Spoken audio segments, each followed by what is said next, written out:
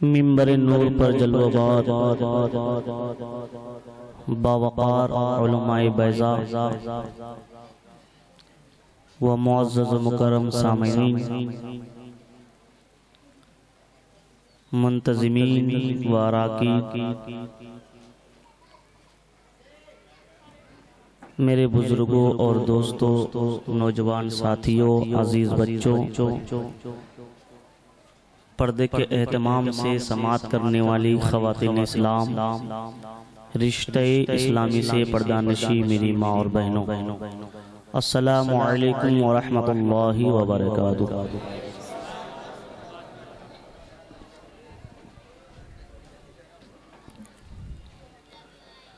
نحمده ونصلي على رسوله الكريم،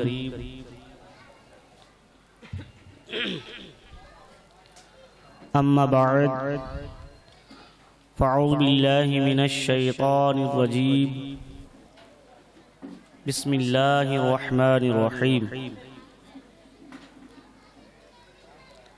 وما خلقت الجن والانس الا ليعبدون، آمنت بالله صدق الله العظيم، وبلغنا رسوله النبي الأمين المتين المبين المعين الكريم، ونحن على ذلك لمن الشاهدين والشاكرين، والحمد لله رب العالمين۔ باوقار قابل صد احترام سامعین،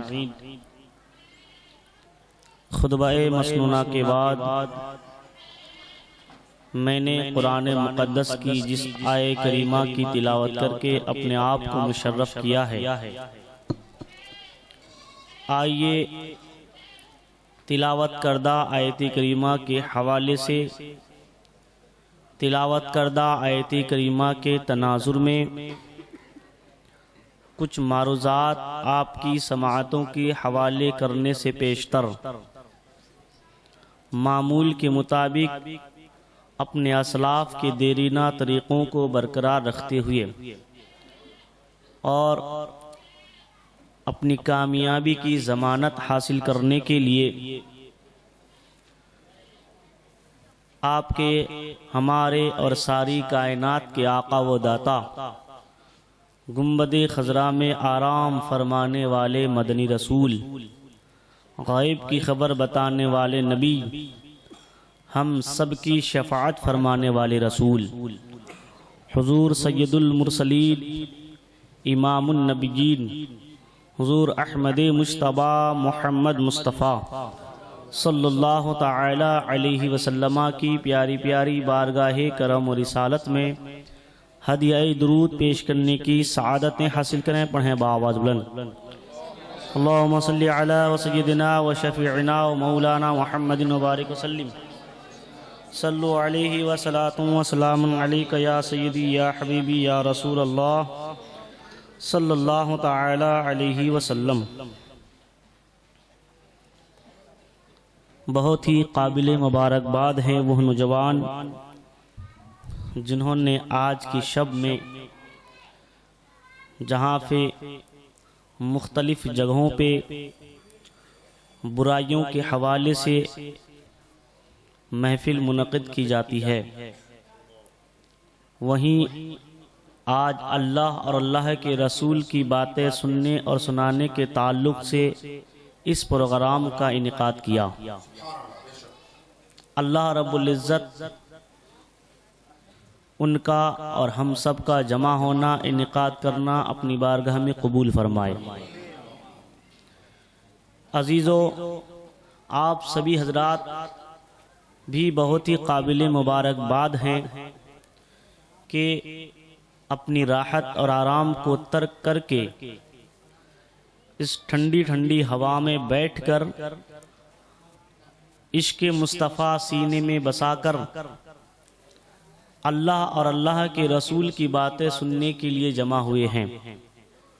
اور حقیقت بات یہ ہے کہ ہم زندگی کے اوقات کو کسی نہ کسی مصروفیت میں صرف کر دیتے ہیں، مگر اس کی کوئی قدر و قیمت نہیں ہوتی۔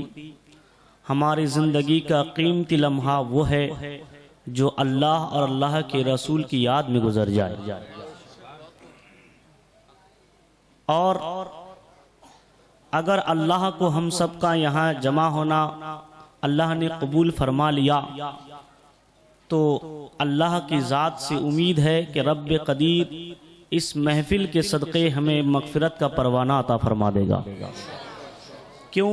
اس لیے کہ اللہ نے کچھ فرشتوں کی تخلیق اس مقصد سے اور اسی منشا کے تحت فرمائی ہے کہ وہ فرشتے زمین میں آ کر کے راستوں میں اور گلیوں میں گھومتے رہتے ہیں اللہ کے ذاکرین کی تلاش میں۔ جہاں کوئی ذکر کرنے والا کوئی انسان یا کوئی محفل مل جاتی ہے تو وہ فرشتے ان ذاکرین کے ساتھ سامعین کے ساتھ بیٹھ جاتے ہیں اور اپنے نورانی پروں سے اہل محفل کو ڈھانپ لیتے ہیں۔ اور جب محفل ختم ہوتی ہے، محفل ختم ہونے تک وہ حاضر و شامل رہتے ہیں، اور جب محفل ختم ہوتی ہے تو بارگاہ الہی میں جا کر کے وہ فرشتے سامعین میں سے ہر ایک کا نام وہاں پہ بیان کرتے ہیں۔ اللہ تبارک و تعالی اس وقت ان فرشتوں سے وعدہ فرماتا ہے، اے میرے فرشتوں، میری عزت و جلال کی قسم، اس محفل میں میرے جتنے بندے تھے میں نے سب کی مغفرت کر دی۔ تو اللہ کو اگر یہاں اس بات کا یقین اور اعتقاد کے ساتھ آپ بیٹھیے کہ اللہ اور اللہ کے رسول کا ذکر ہو رہا ہے، یہاں سننے والے صرف ہم نہیں بلکہ ہمارے ساتھ اللہ کے مقدس فرشتے بھی شامل ہیں۔ اور جب محفل ختم ہوگی تو اللہ کے وہ فرشتے اللہ کی بارگاہ میں ہماری اس حرکات و سکنات اور حاضری کی وہاں پہ گواہی دیں گے۔ اسی لیے آپ اس ایمان عقیدے کے ساتھ اور اس تیقن کے ساتھ کہ فرشتے ہماری حرکتوں کو دیکھ رہے ہیں، ہم کتنے خلوص کے ساتھ سن رہے ہیں، کس حرکت کے ساتھ سن رہے ہیں، فرشتے ہماری حرکتوں کو بھی دیکھ رہے ہیں، ہمارے حرکات و سکنات کو بھی دیکھ رہے ہیں۔ اسی لیے ہمارا جب اللہ کی بارگاہ میں نام لیا جائے کہ وہ ذکر میلاد اور ذکر الہی کو سن رہا تھا تو وہیں پہ فرشتے یہ بھی کہے کہ اے اللہ تیرا فلاں بندہ وہاں جب سن رہا تھا تو بہت ہی اطمینان و سکون کے ساتھ، بہت ہی ادب و احترام کے ساتھ سن رہا تھا۔ کبھی ایسا نہ ہو کہ وہاں ہمارا نام لیا جائے اور ہمارے نام کے ساتھ ساتھ ہماری بے ادبی کا بھی تذکرہ ہو کہ یہ بندہ سن تو رہا تھا مگر بے ادبی سے سن رہا تھا، غلط حرکتوں کے ساتھ سن رہا تھا۔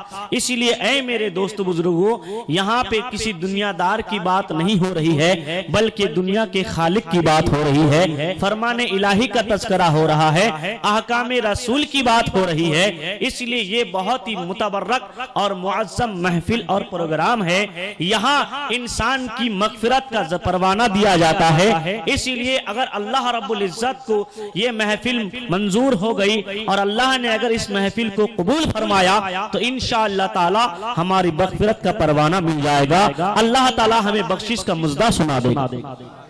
اب ان تمہیدی کلمات کے بعد میں نے جس آیت کریمہ کی تلاوت کی ہے، رب تبارک و تعالی قرآن مقدس میں ارشاد فرماتا ہے وَمَا خَلَقْتُ الْجِنَّ وَالْإِنسَ إِلَّا لِيَعْبُدُونَ۔ آج دنیا کی جس چیز کے تعلق سے آپ غور و فکر کریں تو ہر چیز اور تمام اشیاء کے وجود کا کوئی نہ کوئی مقصد ضرور ہے۔ آپ اور ہم یہاں جمع ہوئے ہیں، ہمارا مقصد ہے اللہ اور اللہ کے رسول کی باتیں سننا۔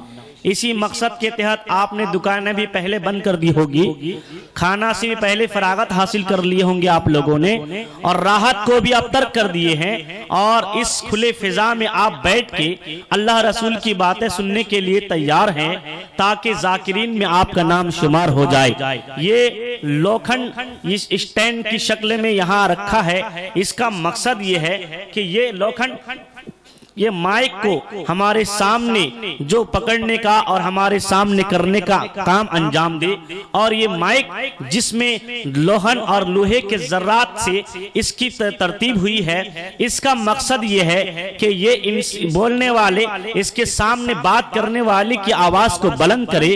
یہ لائٹ آپ اس لیے لگائے ہیں تاکہ تاریکیاں دور ہو جائے، روشنی کا انتظام ہو جائے۔ یہ ساؤنڈ باکس اور یہ جتنی چیزیں ہیں، ان ساری چیزوں کا وجود دنیا میں سے ہر اشیاء، تمام چیزوں کے تعلق سے جب غور و فکر کیا جائے تو ہر چیز کے وجود کا کوئی نہ کوئی مقصد ضرور ہوگا، اور جب وہ چیز اپنے مقصد سے مقصد سے دور ہو جاتی ہے اور مقصد پر کامیاب نہیں ہوتی ہے تو اس چیز کی قدر نہیں ہوتی۔ مثال کے طور پر کرسی آپ نے اس لیے خریدی ہے کہ اس پہ بیٹھا جائے، اور اگر وہ کرسی ٹوٹ جاتی ہے، قابل استعمال نہیں رہتی ہے، اس کرسی کو آپ کچرے میں ڈال دیتے ہیں، کہیں بھنگار میں لے جا کے بیچ دیتے ہیں، اور جب تک وہ کرسی صحیح ہے آپ گھر میں اس کو زینت کے طور پر رکھتے ہیں، سجاتے ہیں۔ اسی طریقے سے ایک کانچ کا گلاس ہے، آپ اس کو خوبصورتی کے ساتھ گھر میں رکھے ہیں پانی پینے کے لیے، اگر وہ کانچ کا گلاس ٹوٹ جائے اور وہ قابل استعمال نہ رہے تو اس کو یا تو آپ پھینک دیتے ہیں یا کہیں ڈال دیتے ہیں۔ البتہ کوئی بھی چیز ہو اگر وہ اپنے مقصد میں کامیاب نہ ہو تو اس کی کوئی قدر ہوتی ہے نہ کوئی قیمت ہوتی ہے، اور جب تک وہ اپنے مقصد میں ہے، جب تک وہ اپنے مقصد کے مطابق چل رہا ہے تو اس کی قدر بھی ہے، اس کی قیمت بھی ہے۔ اسی طریقے سے میرے دوست اور بزرگوں، دنیا کی جتنی بھی چیزوں کا آپ اندازہ لگائیں اور اس کے بارے میں غور و خوض کریں تو رب تبارک و تعالی خود اللہ ارشاد فرماتا ہے، اے میرے بندو، زمین کو میں نے تمہارے لیے بنایا ہے، آسمان کی تخلیق انسان کے لیے کی ہے، اور دنیا کا یہ نظام میں نے انسانوں کے لیے بنایا ہے، اسی لیے کہ اس دنیا میں مجھے میرے محبوب کو بھیجنا ہے۔ اور اس کے بعد اب ایک ایک چیز کے بارے میں اگر آپ پوچھیں تو ہر چیز کے بارے میں، ہر چیز کے حوالے سے آپ کو جواب ملے گا کہ اللہ نے پیڑ پودوں کو انسانی فائدے کے لیے پیدا فرمایا ہے، اس پانی پہ مٹی اللہ نے انسان کی راحت کے لیے بچھائی ہے، یہ آسمان کا شامیانہ اللہ نے انسان کی راحت کے لیے بنایا ہے، اور پیڑ پودے، اناج، جھاڑ، جتنی بھی چیزیں ہیں، ساری چیزوں کو اللہ نے انسانی فائدے ہی کے لیے پیدا فرمایا ہے، کیونکہ ہر چیز سے انسان فائدہ حاصل کرتا ہے۔ جب ساری چیزوں کی تخلیق کے بارے میں ہمیں علم ہو گیا اور ان کے مقاصد کے بارے میں ہمیں معلومات ہو گئی، اب ہم انسان کی تخلیق کے تعلق سے رب کی بارگاہ میں دست بستہ عرض کرتے ہیں، اے باری الہ، دنیا کی ساری چیز کو، ساری مخلوق کو تو نے انسان کے لیے بنایا ہے کہ انسان اس سے فائدہ حاصل کرے۔ چاند ہے تو اس سے مہینوں کا اندازہ لگائے، سورج ہے تو اس سے دن رات کا پتہ لگائے، اس دنیا کی الگ ساری چیزیں اے اللہ تو نے انسان کے لیے پیدا کی ہے۔ اے خدا ذرا یہ بھی تو بتا دے کہ خدا تو نے انسان کو کس لیے پیدا کیا ہے؟ دنیا کی ساری چیز، شجر ہو چاہے حجر، چاند ہو چاہے سورج، رات ہو چاہے دن، زمین ہو چاہے آسمان، ہر مخلوق کو خدا تو نے انسان کے لیے پیدا کیا ہے۔ ساری مخلوق سے انسان فائدہ حاصل کرتا ہے۔ اے رب قدیر، ذرا انسان کی تخلیق کا مقصد بھی تو بتا دیا جائے کہ اللہ تو نے ہم سب کو کیوں پیدا کیا ہے۔ جب ہم یہ سوال کرتے ہیں تو اللہ کی مقدس کتاب پکار کر جواب دیتی ہے کہ سوال کرنے والے، اگر تمہیں اپنی تخلیق کے بارے میں، اپنی پیدائش کے مقصد کے بارے میں پوچھنا ہے تو تم کسی اور سے نہ پوچھو، اللہ تعالیٰ نے تمہاری تخلیق سے پہلے، تمہاری پیدائش سے پہلے اس کا جواب دے دیا ہے۔ اللہ قرآن میں ارشاد فرماتا ہے، وَمَا خَلَقْتُ الْجِنَّ وَالْإِنسَ إِلَّا لِيَعْبُدُونَ، اے میرے بندو، دنیا کی ساری چیزوں کو میں نے تم سب کے لیے پیدا کیا ہے، اور میں نے تم کو میری عبادت کے لیے پیدا کیا۔ اللہ تبارک و تعالیٰ نے ہماری زندگی اور ہماری پیدائش کا مقصد بیان فرمایا کہ اے میرے بندو، تمہاری پیدائش کا مقصد صرف بلڈنگیں بنانا نہیں ہے، تمہاری پیدائش کا منشا جائیداد حاصل کرنا نہیں ہے، تمہاری پیدائش کا مقصد فلیٹ پہ فلیٹ خریدنا نہیں ہے، تمہاری پیدائش کا مقصد کسی کے اوپر ظلم کرنا نہیں ہے، تمہاری پیدائش کا مقصد گناہوں کے اڈوں کو سجانا نہیں ہے، تمہاری پیدائش کا مقصد کسی کو تکلیف دینا نہیں ہے، تمہاری پیدائش پیدائش کا مقصد ماں باپ کو ستانا نہیں ہے، بلکہ تمہاری پیدائش کا مقصد میری عبادت کرنا ہے، میری ریاضت کرنا ہے، میری بندگی کرنا ہے، اسی مقصد کے لیے میں نے تمہیں پیدا کیا ہے۔ اللہ اکبر۔ اب ہمیں اپنی زندگی کا مقصد کا پتہ چلا کہ رب قدیر نے ہمیں رب کی عبادت کے لیے پیدا فرمایا ہے، اللہ کی بندگی کے لیے پیدا فرمایا ہے۔ اب ہمیں دیکھنا یہ ہے کہ عبادت کہتے کسے ہیں، عبادت کی چیز کا نام ہے۔ تو کچھ لوگ یہ سمجھ رکھے ہیں کہ صرف نماز ہی کا نام عبادت ہے، کچھ لوگ کا یہ ادراک ہے کہ صرف حج کر لینے کا نام ہی عبادت ہے، نماز پڑھنے کا نام عبادت ہے، قرآن کی تلاوت کا نام عبادت ہے، روزہ رکھ لینے کا نام عبادت ہے۔ کچھ چیزیں انہوں نے محدود طور پر یہ شمار کر رکھی ہے کہ انہی چیزوں کا نام عبادت ہے، مگر میں آپ کو آج اس کا ڈیفینیشن، آج اس کی تعریف بتاتا ہوں کہ اے میرے دوست بزرگوں، اللہ نے جب ہمیں عبادت کے لیے پیدا کیا اور ہمیں اپنی زندگی اور اپنی پیدائش کا مقصد جب سمجھ میں آ گیا کہ ہماری تخلیق کا مقصد اللہ کی عبادت ہے، تو آپ عبادت سمجھو۔ عبادت کسے کہتے ہیں؟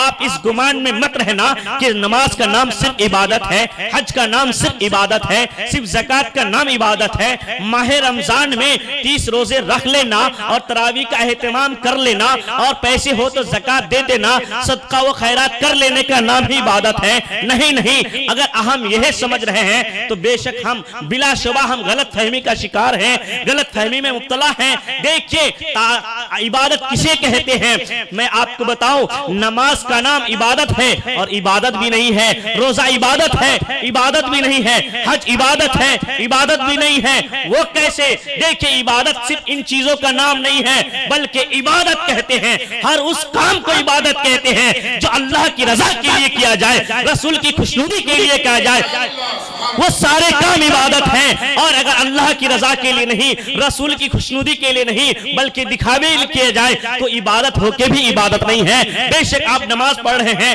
اگر آپ کی نماز پڑھنے کا مقصد یہ ہے کہ میں نماز اس لیے پڑھ رہا ہوں کہ میرا رب کا حکم ہے، میرے رسول کا حکم ہے، میرے رسول نے فرمایا ہے، میرے آقا نے فرمایا ہے کہ میری آنکھوں کی ٹھنڈک نماز میں ہے، میں اپنے رسول کو راضی کرنے کے لیے، اور رب کا فرمان ہے اقیم الصلاۃ، نماز قائم کرو، اس لیے میں نماز نہ ثواب کی نیت سے پڑھ رہا ہوں، نہ کسی کو دکھانے کے لیے پڑھ رہا ہوں، بلکہ میں نماز اس لیے پڑھ رہا ہوں تاکہ میرا رب راضی ہو جائے، میرے رسول راضی ہو جائے۔ اگر آپ اس نیت سے نماز پڑھ رہے ہیں تو بے شک یہ نماز آپ کی عبادت ہے۔ اور اگر مقصد یہ ہے کہ میں نماز اس لیے پڑھ رہا ہوں تاکہ محلے والے مجھے یہ کہیں بہت بڑا نمازی ہے، بہت بڑا پابند شرع ہے، اگر آپ کا مقصد ریاکاری ہے، آپ کا مقصد دکھاوا ہے، تو وہ نماز ہو کے بھی عبادت نہیں ہے۔ اگر آپ حج اس لیے کر رہے ہیں کہ اللہ کا حکم ہے حج البیت من استطاع الیہ سبیلا، جو اس راستے کی استطاعت رکھتا ہے زندگی میں ایک مرتبہ ان کے لیے حج فرض ہے، اور اگر آپ کا مقصد یہ ہے کہ میں مدینہ المنورہ اس لیے جا رہا ہوں کہ اللہ کے رسول صلی اللہ تعالی علیہ وسلم نے ارشاد فرمایا ہے من زار قبری وجبت لہ شفاعتی، جس نے میرے قبر کی زیارت کی ان کے لیے میری شفاعت واجب ہو گئی۔ ہمارا مقصد یہ ہے کہ رسول کی شفاعت کا میں حقدار بن جاؤں، اور خانہ کعبہ کا طواف میں اس لیے کر رہا ہوں تاکہ میرا رب راضی ہو جائے۔ بے شک یہ آپ کا حج عبادت ہے، اور مقصد اگر یہ نہ ہو بلکہ مقصد یہ ہو کہ میں حج اس لیے کر رہا ہوں تاکہ لوگ مجھے حاجی کہیں، میں حاجی اس لیے کر رہا ہوں تاکہ میں اپنے محلے میں حاجی کے نام سے جانا پہچانا جاؤں، یاد رکھیے یہ ریاکاری سے عبادت نہیں رہتی ہے، یہ بندگی نہیں رہتی ہے۔ الغرض عبادت نہ صرف نماز ہے، عبادت نہ صرف حج ہے، عبادت نہ صرف روزہ ہے، عبادت نہ صرف زکوٰۃ ہے، بلکہ یہ سب کے سب عبادت بھی ہے اور عبادت نہیں ہے، بلکہ عبادت کی صحیح تعریف یہ ہے کہ ہر وہ کام جو اللہ کی رضا کے لیے کیا جائے، رسول کی خوشنودی کے لیے کیا جائے، وہ سارے کام عبادت ہیں، اور جو اللہ اور اللہ کے رسول کے مطابق نہ کیے جائیں وہ عبادت ہو کے بھی عبادت نہیں ہے، ریاضت ہو کے بھی ریاضت نہیں۔ عزیزان گرامی، اب جن لوگوں نے پروگرام کا انعقاد کیا ہے تو بے شک یہ بھی عبادت ہے، کیونکہ یہاں مقصد یہ ہے کہ ہمارے وہ نوجوان جو 31 نائٹ میں برائیاں ہو رہی ہے ان برائیوں میں ملوث ہونے سے بچ جائے۔ اور یاد رکھو میرے نوجوانوں، جب تک آپ یہاں بیٹھے ہیں یہ اللہ اور اللہ کے رسول کی باتیں ہو رہی ہے، آپ گناہوں سے محفوظ ہیں، اور اللہ تعالیٰ آپ کے ہمارے ہر سانس کے بدلے میں ہمیں نیکی عطا فرما رہا ہے۔ تو جن لوگوں نے اس پروگرام کا انعقاد کیا بہت ہی قابل مبارکباد ہیں، اور آپ سب قابل مبارکباد ہیں۔ رب قدیر ہم سب کا جمع ہونا قبول فرمائے۔ بہرحال اب آئیے میرے دوستوں اور بزرگوں کہ ہم نے عبادت کے تعلق سے سمجھ لیا ہے کہ عبادت کسے کہتے ہیں۔ پہلی بات تو یہ ہے کہ اللہ نے ہمیں پیدا کیوں کیا ہے۔ اللہ نے ہمیں اس لیے پیدا کیا کہ ہم اللہ کی بندگی کریں، اللہ کی عبادت کریں۔ اور پھر عبادت کسے کہتے ہیں؟ عبادت ہر اس کام کو کہا جاتا ہے جو اللہ اور اللہ کے رسول کی رضا اور خوشنودی کے لیے کیا جائے۔ عزیزان گرامی، مگر آج ہمارا ایمان کس درجے کا ہے اور کتنا مضبوط ہے یا کمزور ہے، اس تعلق سے ہم میں سے ہر ایک انسان فیصلہ کر سکتا ہے کہ آج کیا ہم اپنے مقصد میں کامیاب ہیں۔ میں نے آپ کو پہلے ہی مثال دی کہ آپ کوئی بھی چیز خریدتے ہیں، جب تک وہ چیز اپنے مقصد میں گامزن رہتی ہے اس چیز کا استعمال کرتے ہیں، اس کی قدر کرتے ہیں، اور وہ چیز اپنے مقصد سے جب ہٹ جاتی ہے تو اس چیز کی کوئی قدر و قیمت نہیں ہوتی۔ کرسی آپ بیٹھنے کے لیے خریدے ہیں، اگر کرسی ٹوٹ گئی، یہ قابل استعمال نہیں ہے، آپ اس کو گھر میں سجا کر کے زینت بنا کے نہیں رکھیں گے، بلکہ اس کو کچرے میں ڈال دیں گے یا بھنگار میں بیچ دیں گے۔ جب تک کرسی صحیح تھی اس کی قدر تھی، اور جب وہ مقصد سے ہٹ گئی اس کی کوئی قدر نہیں۔ یہی مثال انسان مسلمان جب تک اپنے مقصد میں کامیاب رہتے ہیں، اللہ کی رحمتوں کا نزول ہوتا ہے، اللہ کی رحمتوں کا نزول ہوتا ہے، اور جو بھی مصیبتیں آتی ہیں اللہ تعالیٰ غیب سے مدد فرما کر کے ان کی مصیبتوں کا ازالہ فرما دیتا ہے۔ اور جب انسان مسلمان اپنی پیدائش کے مقصد سے، اپنے مقصد اصلیہ سے دور ہٹ جاتا ہے، کدھر اور بہک جاتا ہے، تو پھر طرح طرح سے عذاب آنا شروع ہو جاتا ہے، طرح طرح سے پریشانیاں آنا شروع ہو جاتی ہے، کبھی کسی بھی شکل میں، کبھی بقرعید کی جانور کی پابندی کی شکل میں، کبھی داڑھی کی شکل میں۔ یاد رکھیے میرے دوستوں اور بزرگوں، جب تک انسان اللہ کی نعمتوں کی قدر کرتا ہے اس نعمتوں سے وہ فائدہ حاصل کرتا ہے، اور جب انسان اللہ کی نعمتوں کی ناقدری کرتا ہے تو پھر اللہ ان سے نعمتوں کو چھین لیتا ہے۔ آپ کو بتاؤں، یہ کوئی ایسی بات نہیں بتا دی میں نے، بلکہ روایات کے اور دلیل کے طور پر میں آپ کے سامنے ایک واقعہ پیش کرتا ہوں۔ اندلس کے بارے میں کس کو نہیں معلوم؟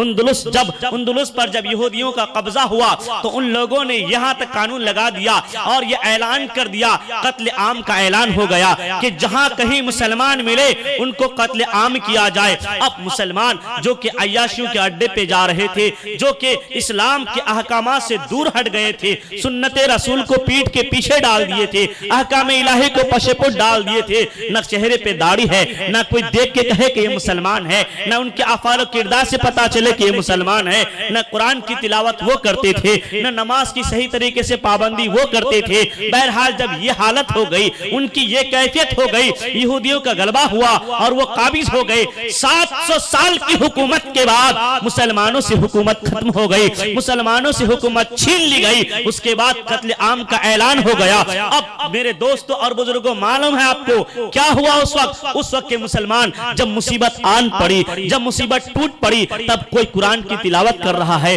کوئی چاہتا ہے کہ میں چہرے کو سنت رسول کے مطابق سجا لوں، کوئی چاہتا ہے کہ نماز کی پابندی کروں، کوئی چاہتا ہے کہ میں سر پہ ٹوپی امامہ سجا لوں، مگر اب چونکہ قانون بن چکا تھا، اب یہودیوں کے طرف سے اعلان ہو گیا تھا کہ مسلمان جس علامت میں جہاں نظر آئے ان کو قتل عام کر دو، ان کو قتل کر دو، نہ ان کے خون کی کوئی قدر ہے، نہ ان کی جان کی کوئی قدر ہے، کچھ نہیں۔ جہاں کوئی مسلمان نظر آتا، جس شکل میں اگر کوئی داڑھی والا نظر آئے فوراً اس کو قتل کر دیا جاتا، کوئی قرآن کی تلاوت کرنے والا نظر آئے فوراً اس سے گولی مار دی جاتی تھی۔ اگر کوئی اس طریقے سے جو اسلام کی پہچان ہے، مسلمانوں کی علامت ہے، اگر اس علامت اور پہچان میں کوئی شخص نظر آتا، کوئی برقعے والی نظر آتی، تو کوئی یہ نہیں پوچھتا کہ تم مسلمان ہو کہ نہیں، بلکہ ان کی علامتوں کی وجہ سے ان کو قتل کر دیا جاتا۔ تھا. اب مسلمان چاہتے کہ میں داڑھی رکھوں مگر نہیں رکھ سکتے تھے. مسلمان چاہتے تھے کہ میں قرآن کی تلاوت کروں مگر نہیں کر سکتے تھے. مسلمان چاہتے تھے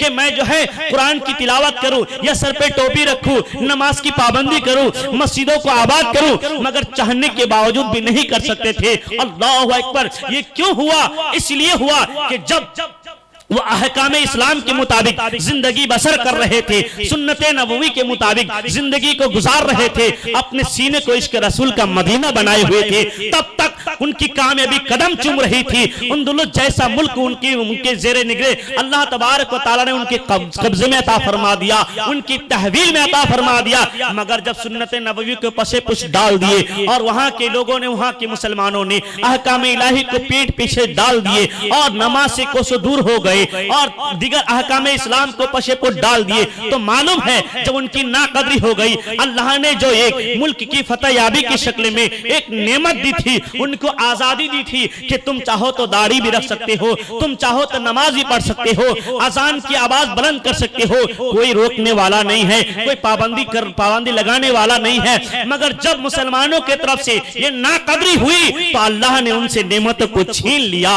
اب وہ چاہتے تھے ہم داڑھی رکھیں مگر نہیں رکھ سکتے تھے, اب وہ چاہتے تھے ہم قرآن کی تلاوت کریں مگر نہیں کر سکتے تھے, اب وہ چاہتے تھے ہم نماز کی پابندی کریں مگر نہیں پڑھ سکتے تھے. میرے دوستوں اور بزرگوں یاد رکھو, اللہ تبارک و تعالی اپنے بندوں پر نعمتوں کا نزول فرماتا ہے, نعمتیں نازل فرماتا ہے, مگر بندوں کے طرف سے جب ناقدری ہونے لگتی ہے تو اللہ تعالی ان نعمتوں کو چھین لیتا ہے. آج ہماری مسجدوں میں تالے لگ رہے ہیں, آخر کیوں؟ ہم چلا رہے ہیں, ہم احتجاج کر رہے ہیں. بے شک ہمیں احتجاج کرنے کا حق ہے, ہماری اسلامی ذمہ داری ہے, مسلمان ہونے کی حیثیت سے یہ ہمارا فریضہ ہے. مگر کیا ہمیں یہ اس بات سے اگنور کرنا چاہیے, اس بات کو نظر انداز کرنا چاہیے کہ ہم اپنے دامن کو جھانک کر کے نہ دیکھیں کہ یہ ہمارے کرتوتوں کا ہی نتیجہ ہے, یہ ہمارے کارناموں کا ہی صلہ ہے, یہ ہمارے وہ اسلاف مغل سلطنت جنہوں نے کم و بیش 1000 سال تک مسلمانوں نے حکومت کی ہے, مگر ان بادشاہوں کی عیاشیوں کا نتیجہ ہے کہ آج ہماری مسجدوں پہ تالے لگ رہے ہیں,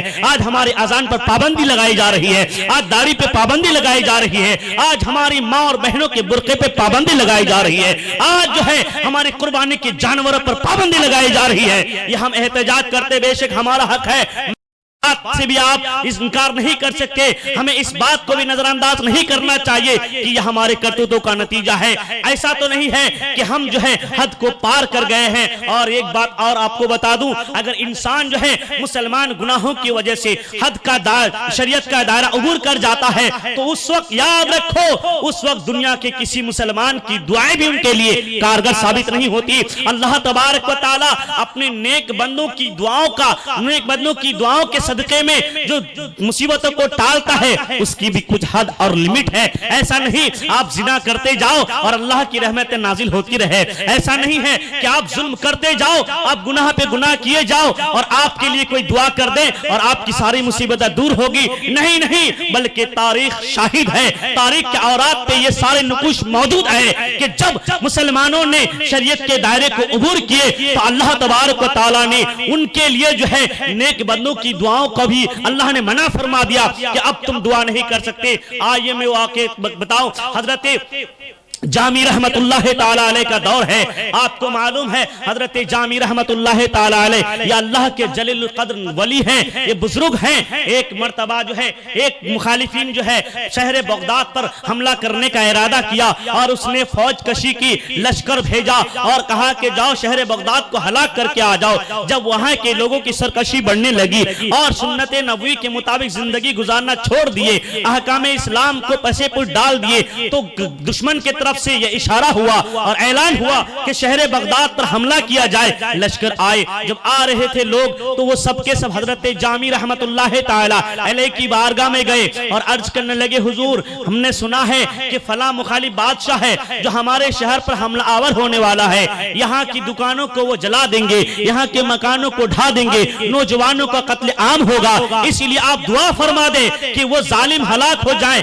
یا پھر وہ لوٹ جائے. حضرت جامی رحمت اللہ تعالیٰ علیہ کے سامنے ایک پیالہ تھا، آپ لیتے ہیں اور الٹ پلٹ دیتے ہیں، اور آپ نے ارشاد فرمایا جاؤ میں نے شہر بغداد کو ڈھک دیا ہے۔ اللہ اکبر! یہ اللہ کے ولی کی یہ کرامت ہے اور ان کی یہ طاقت ہے کہ اللہ تبارک و تعالیٰ نے جو انہوں نے کہا کہ میں نے شہر بغداد کو ڈھک دیا ہے، ایسا ہی ہوا۔ لشکر آئے، فوج آئی، مگر ڈھونڈتی رہی، تلاش کرتے رہے وہ لوگ، مگر شہر بغداد انہیں نہیں ملا۔ واپس آ کر کے انہوں نے سپہ سالار سے اور اپنے بادشاہ سے کہا کہ جو ہے بادشاہ سلامت، دیکھیں ہمیں شہر بغداد نہیں ملا ہے۔ بادشاہ غضبناک ہو گیا اور کہنے لگا ظالموں، شہر بغداد کسی دکان کا نام ہے، کسی پیالے کا نام ہے، کسی ایک مٹھی جگہ کا نام ہے، ارے شہر بغداد تو بہت بڑا شہر ہے، وہ تمہیں نہیں ملا، تعجب کی بات ہے۔ تلوار نکالا اور نکالنے کے بعد سارے لوگوں کی گردنیں اڑا دی۔ اس کے بعد پھر دوبارہ فوج کشی کی۔ وہ فوج جب آنے لگی سب لوگ دوڑتے ہوئے گئے حضرت جامی رحمت اللہ تعالی علیہ کی بارگاہ میں۔ جانے کے بعد عرض کرنے لگے حضور ہم نے سنا ہے واپس سے جو ہے بادشاہ فوج کشی کر دی ہے، لشکروں کو بھیج دیا ہے، آپ ہماری حفاظت فرمائے۔ حضرت جامی رحمت اللہ تعالی علیہ پیالہ کو واپس سے پلٹ دیتے ہیں اور اس کے بعد فرماتے ہیں جاؤ میں نے شہر بغداد کو ڈھک دیا ہے۔ واپس سے لشکر اور فوج آئی، لشکر آئے، آنے کے بعد ڈھونڈتے رہے مگر شہر بغداد کسی کو نہیں ملا، وہ واپس چلے گئے۔ جانے کے بعد بادشاہ نے پوچھا کیا ہوا، کیا رزلٹ ہے، کیا نتیجہ ہے؟ سب لوگوں نے کہا کہ ہمیں شہر بغداد ہی نہیں ملا، ہم کس پر حملہ کرتے، کس کا قتل عام کرتے؟ بادشاہ پھر غضبناک ہو جاتا ہے اور کہتا ہے ارے نادانو، تمہیں شہر بغداد ہی نہیں ملا، شہر بغداد کسی پیالے کا نام نہیں، شہر بغداد کسی گلی کوچے کا نام نہیں ہے، شہر بغداد کسی ایک مکان کا نام نہیں ہے، تم مکار ہو۔ بہرحال وہ تلوار نکالتا ہے اور ان سب کی گردنیں اڑا دیتا ہے، اور تیسری بار وہ خود نکلتا ہے کہ اب شہر بغداد کے ہلاکت کے لیے میں خود جاؤں گا۔ وہ اپنی نگرانی میں فوج کو لیتا ہے، لشکروں کو لے کر کے جاتا ہے شہر بغداد کی طرف۔ پھر لوگوں کو پتا چلتا ہے کہ اب تو بادشاہ بنفس نفیس آ رہا ہے، وہ خود بخود آ رہا ہے۔ سارے کے سارے لوگ جاتے ہیں حضرت جامی رحمت اللہ تعالی علیہ کی بارگاہ میں اور کہتے حضور دوبارہ آپ نے حفاظت فرمائی ہے اور ایک بار اور حفاظت فرما دیجئے۔ حضرت جامی رحمت اللہ تعالی علیہ پیالہ اٹھانا چاہ رہے تھے، اٹھا کر کے حسب معمول یہ پلٹنے والے ہی تھے کہ حاطف غیب سے آواز آتی ہے کہ اے میرے بندے، اے میرے ولی، سنو تمہاری غیرت کی وجہ سے میں نے ان کو 2 بار بچا لیا ہے، اس لیے کہ ان کے اعمال اس لائق نہیں، ان کے کرتوت اس لائق نہیں ہے، ان کے افعال و کردار اس لائق نہیں ہے کہ ان کے اوپر رحمتوں کی بارش برسائی جائے، ان کی حفاظت کی جائے، بلکہ ان کے کارنامے ایسے ہیں کہ میں نے 2 بار موقع دیا اور تمہاری وجہ سے، تمہاری دعا کی وجہ سے میں نے 2 بار ان کو بچا لیا ہے، اب جو ہے تم ان کے بارے میں کوئی سفارش نہ کرو۔ اللہ اکبر! جب حضرت جامی رحمت اللہ تعالی علیہ کو حاطف غیب سے آواز آتی ہے تب اللہ کی بارگاہ میں اور ان لوگوں سے یہ کہتے ہیں کہ اے لوگوں سنو، اب اللہ کی طرف سے حکم ہے کہ میری دعا تمہارے لیے قابل قبول نہیں ہے، بلکہ اب جاؤ، اب تمہارے جیسے اعمال ہوں گے ویسے ہی اس کا نتیجہ نکلے گا۔ سارے لوگ واپس آتے ہیں اور آپ کو بتاؤں پھر اس کے بعد لشکر کشی شروع ہو جاتی ہے، حملہ ہونے لگتا ہے۔ اس کے بعد مسلمانوں کی طرف سے حضرت علاء الدین خوارزمی جو ہے سپہ سالار کی حیثیت سے تلوار نکال کے لڑنے لگتے ہیں۔ جب وہ اپنی تلوار کو فضا میں اڑاتے ہیں تو ان کو غیب سے آواز آتی ہے، ایک آواز آئی جو ان کو سنائی دی، آواز یہ تھی یا ایھا الکفرا اقتلوا الفجرا، اے کافرو ان فاجر و فاسق لوگوں کو قتل کر دو۔ حضرت علاء الدین خوارزمی کہتے ہیں میں نے اپنے کانوں سے سنا کہ غیب سے آواز آ رہی ہے، گویا کہ اللہ کی طرف سے حکم ہو رہا ہے کہ اے کافرو تم کافر ہو مگر یہ فاسق و فاجر ہے، میں نے ان کو ایمان کی دولت دی ہے، میں نے ان کو نبی کی شکل میں ایک سرمایہ دیا ہے، مگر انہوں نے نہ اس کی کوئی قدر کی، نہ کسی ولی کی قدر کی، نہ احکام اسلام کو گلے لگایا، بلکہ عیاشیوں کے اڈے پہ جا کر کے انہیں مسجدوں کو سجانے کے بجائے انہوں نے گناہوں کے اڈوں کو سجایا اور اپنی پیشانی کو رب کی بارگاہ میں جھکانے کے بجائے تکبر کو اپنایا، جس کو فجور کو اپنایا۔ اس لیے کافروں کو حکم ہو رہا ہے اے کافروں ان فاجروں کو قتل کر دو۔ حضرت علاء الدین خوارزمی فرماتے ہیں کہ جب میں نے یہ آواز سنی، میری سماعت تک یہ آواز ٹکرائی، تب میں سمجھ گیا کہ اب ان سے مقابلہ کرنا آسان نہیں ہے، اس لیے کہ اللہ کی جانب سے یہ عذاب بن کے آیا ہے، اور جب اللہ کی جانب سے کوئی حملہ ہوتا ہے اس سے کوئی بچ نہیں سکتا ہے، نہ کوئی بچا سکتا ہے۔ اللہ ہی ہے جس سے چاہے بچا لے، اللہ ہی ہے جب چاہے اس کو مار دے، اسی لیے اللہ کی طاقت کا مقابلہ کرنا کس کے بس کی بات ہے۔ اسی لیے ان کے گناہوں کے سبب، ان کے بدعمالیوں کے سبب اللہ نے عذاب کی شکل میں اس فوج کو ان کے اوپر مسلط فرما دیا ہے۔ میرے دوست بزرگوں یاد رکھو، جب انسان کے بدعمالیاں، جب انسان کی برائیاں بڑھ جاتی ہے اور شریعت کے دائرے کو کراس کر جاتی ہے، انسان اپنے بدعمالیوں کی وجہ سے شریعت کے دائرے کو پار کر جاتے ہیں، تو پھر اللہ کا عذاب اسی شکل میں نازل ہوتا ہے۔ اللہ تبارک و تعالی کسی نہ کسی شکل میں عذاب کو نازل فرما دیتا ہے۔ آج ہم چلا رہے ہیں فلاں حکومت پر، بادشاہ ظالم ہے، حکومت ایسی ہے، یاد رکھو یہ کہہ رہے ہیں ٹھیک ہے، مگر ہمیں اپنے دامن کو بھی جھانک کے دیکھنا ہوگا۔ یہ ہمارے کرتوتوں کا ہی نتیجہ ہے، یہ ہمارے کارناموں کا صلہ ہے۔ آج اگر ہمارے اعمال اچھے ہوتے تو آج ہمیں یہ دین دیکھنے نہیں پڑتے، یہ ایام ہمارے نگاہوں کے سامنے گردش نہیں کرتے، یہ حالات نہیں آتے، یہ آج ہماری نمازوں پر، آذانوں پر پابندی نہیں لگائی جاتی، ہماری خواتین اسلام ماں اور بہن اگر جنس کی پینٹ پہن کے نہ گھومتی تو آج ان کے برقعوں پر پابندیاں نہیں لگائی جاتی، اور اگر آج ہم جو ہے مسجدوں کو آباد کرتے تو ہماری مسجد آج مکفل نہیں ہوتی، ان پہ تالے نہیں لگتے۔ آج یہ ہمارے کرتوتوں کا نتیجہ ہے کہ آج ہمارے اسلاف نے اور ہمارے نوجوانوں نے مسجد کو نہیں بلکہ شراب کے اڈوں کو آباد کیا ہے، اس لیے شراب پہ پابندی نہیں لگتی ہے، مسجدوں کے اذانوں پہ پابندی لگتی ہے۔ یہ ہمارے کارناموں کا نتیجہ ہے۔ دوستو آج ہم 31 کی شکل میں یا دیگر اور دوسری رات میں جب جو ہے مثال کے طور پر برات جاتی ہے تو ڈی جے کی شکل میں اور مختلف مواقع پر ہم گناہ کرتے ہیں، دوسروں سے اپنے آپ کو تشبیہ دیتے ہیں کہ آپ یہی عاشق رسول ہو۔ عشق مصطفیٰ کا یہی نتیجہ ہے، محبت رسول بتانے کا یہی طریقہ ہے۔ محبت رسول کا اگر دعویٰ کرتے ہیں، اپنے سینے میں عشق مصطفیٰ بسانے کا اگر ہم دعویٰ کرتے ہیں اور دم بھرتے ہیں تو عشق مصطفیٰ عمل کا تقاضا کرتا ہے، محبت رسول عمل کا تقاضا کرتی ہے۔ کوئی بھی عاشق اس وقت نہیں بن سکتا جب تک وہ نماز کی پابندی نہ کرے اور احکام اسلام کی پابندی نہ کرے۔ وہ کیسا عاشق ہے؟ ایک طرف عاشق رسول ہونے کا دعویٰ کرتا ہے، دوسرے طرف گناہوں کو گلے میں لگایا ہے، نماز سے دور ہے، زنا کو قریب کرتا ہے اور فسق و فجور میں مبتلا ہے، مگر نعرہ لگاتا ہے ہم غوث کا دامن نہیں چھوڑیں گے۔ یاد رکھو میرے دوست بزرگوں، صرف ایسے نعروں سے کام نہیں چلنے والا نوجوانوں، بلکہ عشق مصطفیٰ کا مطلب کیا ہے؟ آئیے میں آپ کو ایک صحابی رسول کے حوالے سے آپ کو بتاؤں کہ عاشق رسول کسے کہتا ہے، عشق مصطفیٰ کا مطلب کیا ہے۔ آئیے ایک مرتبہ ملک شام سے ایک صحابی آئے، آنے کے بعد سرکار کی بارگاہ میں سلام عرض کی، السلام علیکہ یا رسول اللہ، علیکہ السلام۔ سرکار علیہ السلام جواب نہیں دیے، چہرہ پھیر لیے، دوسری طرف آ کر کے انہوں نے سلام کیا، السلام علیکہ یا رسول اللہ، علیکہ السلام، اے اللہ کے رسول آپ پر سلامتی نازل ہو۔ سرکار نے دوبارہ بھی سلام کا جواب نہیں عطا فرمایا۔ وہ صحابی ڈر گئے اور دوسرے صحابی سے کہنے لگے، اے میرے بھائی ذرا ایک ماجرا مجھے بتا دو، سمجھ میں نہیں آئی بات، میں نے سرکار کو ایک بار نہیں 2 بار سلام کیا مگر سرکار میرے سلام کا جواب نہیں دیے، اور جب میں نے دوبارہ سلام کیا تو ہمارے جو ہے میں سرکار کے چہرے پہ غصے کے آثار نمودار، غصے کے آثار ظاہر ہو گئے۔ میں ڈر گیا، آخر کیا بات ہے، مجھ سے کون سی گستاخی اور خطا ہو گئی ہے جس کی وجہ سے سرکار مجھ سے ناراض ہیں؟ تو سرکار علیہ الصلوۃ والتسلیم کے وہ دوسرے صحابی ارشاد فرمانے لگے، تمہارے ہاتھ پیر دکھاؤ۔ جب انہوں نے ہاتھ دیکھا اور انگلی دیکھی تو دیکھے کہ سونے کی انگوٹھی پہنے ہوئے ہیں۔ اس صحابی نے کہا یہی وجہ ہے کہ سونے کی انگوٹھی تم پہنے ہو، اور ہماری شریعت میں کسی مرد کو سونے کی انگوٹھی کی اجازت نہیں ہے۔ وہ صحابی سمجھ گئے کہ یہی وجہ ہے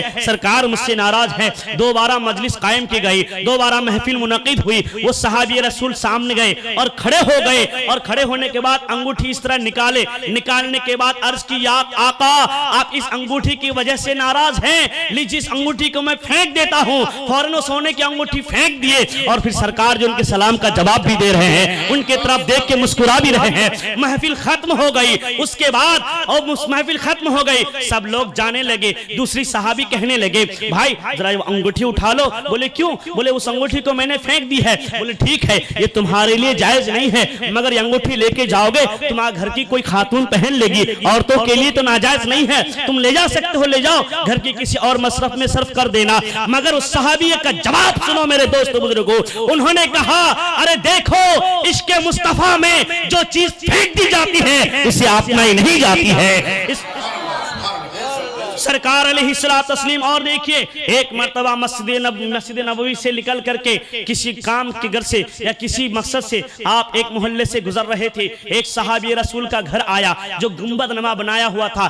اللہ کے رسول صلی اللہ تعالی علیہ وسلم کو گنبد نما گھر پسند نہیں تھا، آپ نے ناپسندیدگی کا اظہار فرمایا، ناپسند فرمایا اور آپ آگے نکل گئے۔ کچھ دنوں کے بعد آپ واپس سے ادھر سے گزر رہے ہیں، آپ نے دیکھا وہ گھر بالکل مسمار ہے، زمین دوز کر دیا گیا ہے۔ آپ نے فرمایا کس کا گھر ہے؟ لوگوں نے کہا فلاں صحابی کا گھر ہے۔ آپ نے فرمایا اس کو بلاؤ، بلایا گیا۔ اللہ کے رسول صلی اللہ علیہ وسلم نے ارشاد فرمایا، اے میرے صحابی ذرا یہ بتاؤ کہ تم نے گھر کو تو بہت محنت سے اور بہت پیسے لگا کر کے دینار و دراہم خرچ کر کے اس کی تعمیر کی تھی، مگر تم نے کیوں توڑ دیا ہے؟ اس صحابی کا جواب سنو میرے نوجوانوں، میرے دوستو۔ اس صحابی رسول کا جواب یہ تھا کہ اللہ کے رسول، اے اللہ کے رسول ہمارے آقا، اے میرے ماں اور باپ آپ پر قربان، اے اللہ کے رسول میں نے سنا ہے، آپ نے بتایا نہیں مجھ سے ڈائریکٹ، بلکہ میں نے کسی کی معرفت کسی دوسری صحابی سے میں نے یہ سنا ہے، مجھ تک خبر پہنچی ہے کہ سرکار کو میرا گھر پسند نہیں ہے۔ تو جو گھر ہو، چاہے مکان ہو، چاہے دکان ہو، جو رسول کی ناپسندید کے مطابق ہو، اس کو دنیا میں جینے کا کوئی حق نہیں ہے۔ اس لیے ہم عاشق رسول ہیں، اس لیے ہمارا اٹھنا بیٹھنا، سونا جاگنا، کھانا پینا ہونا چاہیے تو عشق مصطفیٰ کی روشنی میں چاہتے رسول کے مطابق ہونے چاہیے۔ آپ یاد رکھو میرے دوستو، آپ اپنے آپ کو عاشق رسول کہلاتے ہو، ہم اپنے آپ کو عاشق رسول کہلاتے ہیں۔ کتنے ایسے کام ہیں جو ہم نے عشق مصطفیٰ رسول کی چاہت کے مطابق کیا ہے۔ رسول کی چاہت تو یہ ہے کہ آپ نماز کی پابندی کریں۔ کون رسول کی اس چاہت کے مطابق نماز پڑھ رہا ہے؟ رسول کی چاہت تو یہ ہے، رسول یہ چاہتے ہیں کہ ہم اپنے چہرے کو داڑھی سے سجا لیں۔ کون ہے عاشق رسول جو رسول کی چاہت کے مطابق چہرے پہ داڑھی سجایا ہے؟ رسول کی چاہت تو یہ ہے کہ ماں باپ کی تعظیم کی جائے، ان کے ساتھ حسن و سلوک کیا جائے، پڑوسیوں کے حقوق کی بجاوری کی جائے۔ کون ایسے مسلمان ہے، کون عاشق رسول ہے، کون محبت رسول کا دم بھرنے والا ہے جو رسول کی چاہت کے مطابق یہ سارے کام کرتے ہیں؟ ایک طرف ہم عاشق رسول کا نعرہ لگاتے ہیں، عشق مصطفیٰ کا دم بھرتے ہیں، مگر کیا ہمارا عمل بھی عشق مصطفیٰ کے تناظر میں ہے؟ کیا ہمارا کام بھی محبت رسول کے حوالے سے ہے؟ نہیں، تو صرف دعوے سے کام نہیں چلتا ہے، دعویٰ بغیر دلیل کے نامکمل ہے۔ اسی طریقے سے اگر ہم اپنے آپ کو عاشق رسول کہلاتے ہیں، اپنے آپ کو محب رسول کہلاتے ہیں، تو ہمارے لیے ضروری ہے کہ محبت رسول کا تقاضا ہے کہ ہم نماز کی پابندی کریں، بڑوں کی تعظیم کریں، چھوٹوں پر شفقت کریں، پڑوسیوں کے ساتھ حسن سلوک کریں، اور جہاں پہ ماں باپ ہیں تو ماں باپ کی تعظیم توقیر کریں، ان کی خدمت کریں۔ یہ عشق مصطفیٰ کا تقاضا ہے، یہ محبت رسول کا تقاضا ہے۔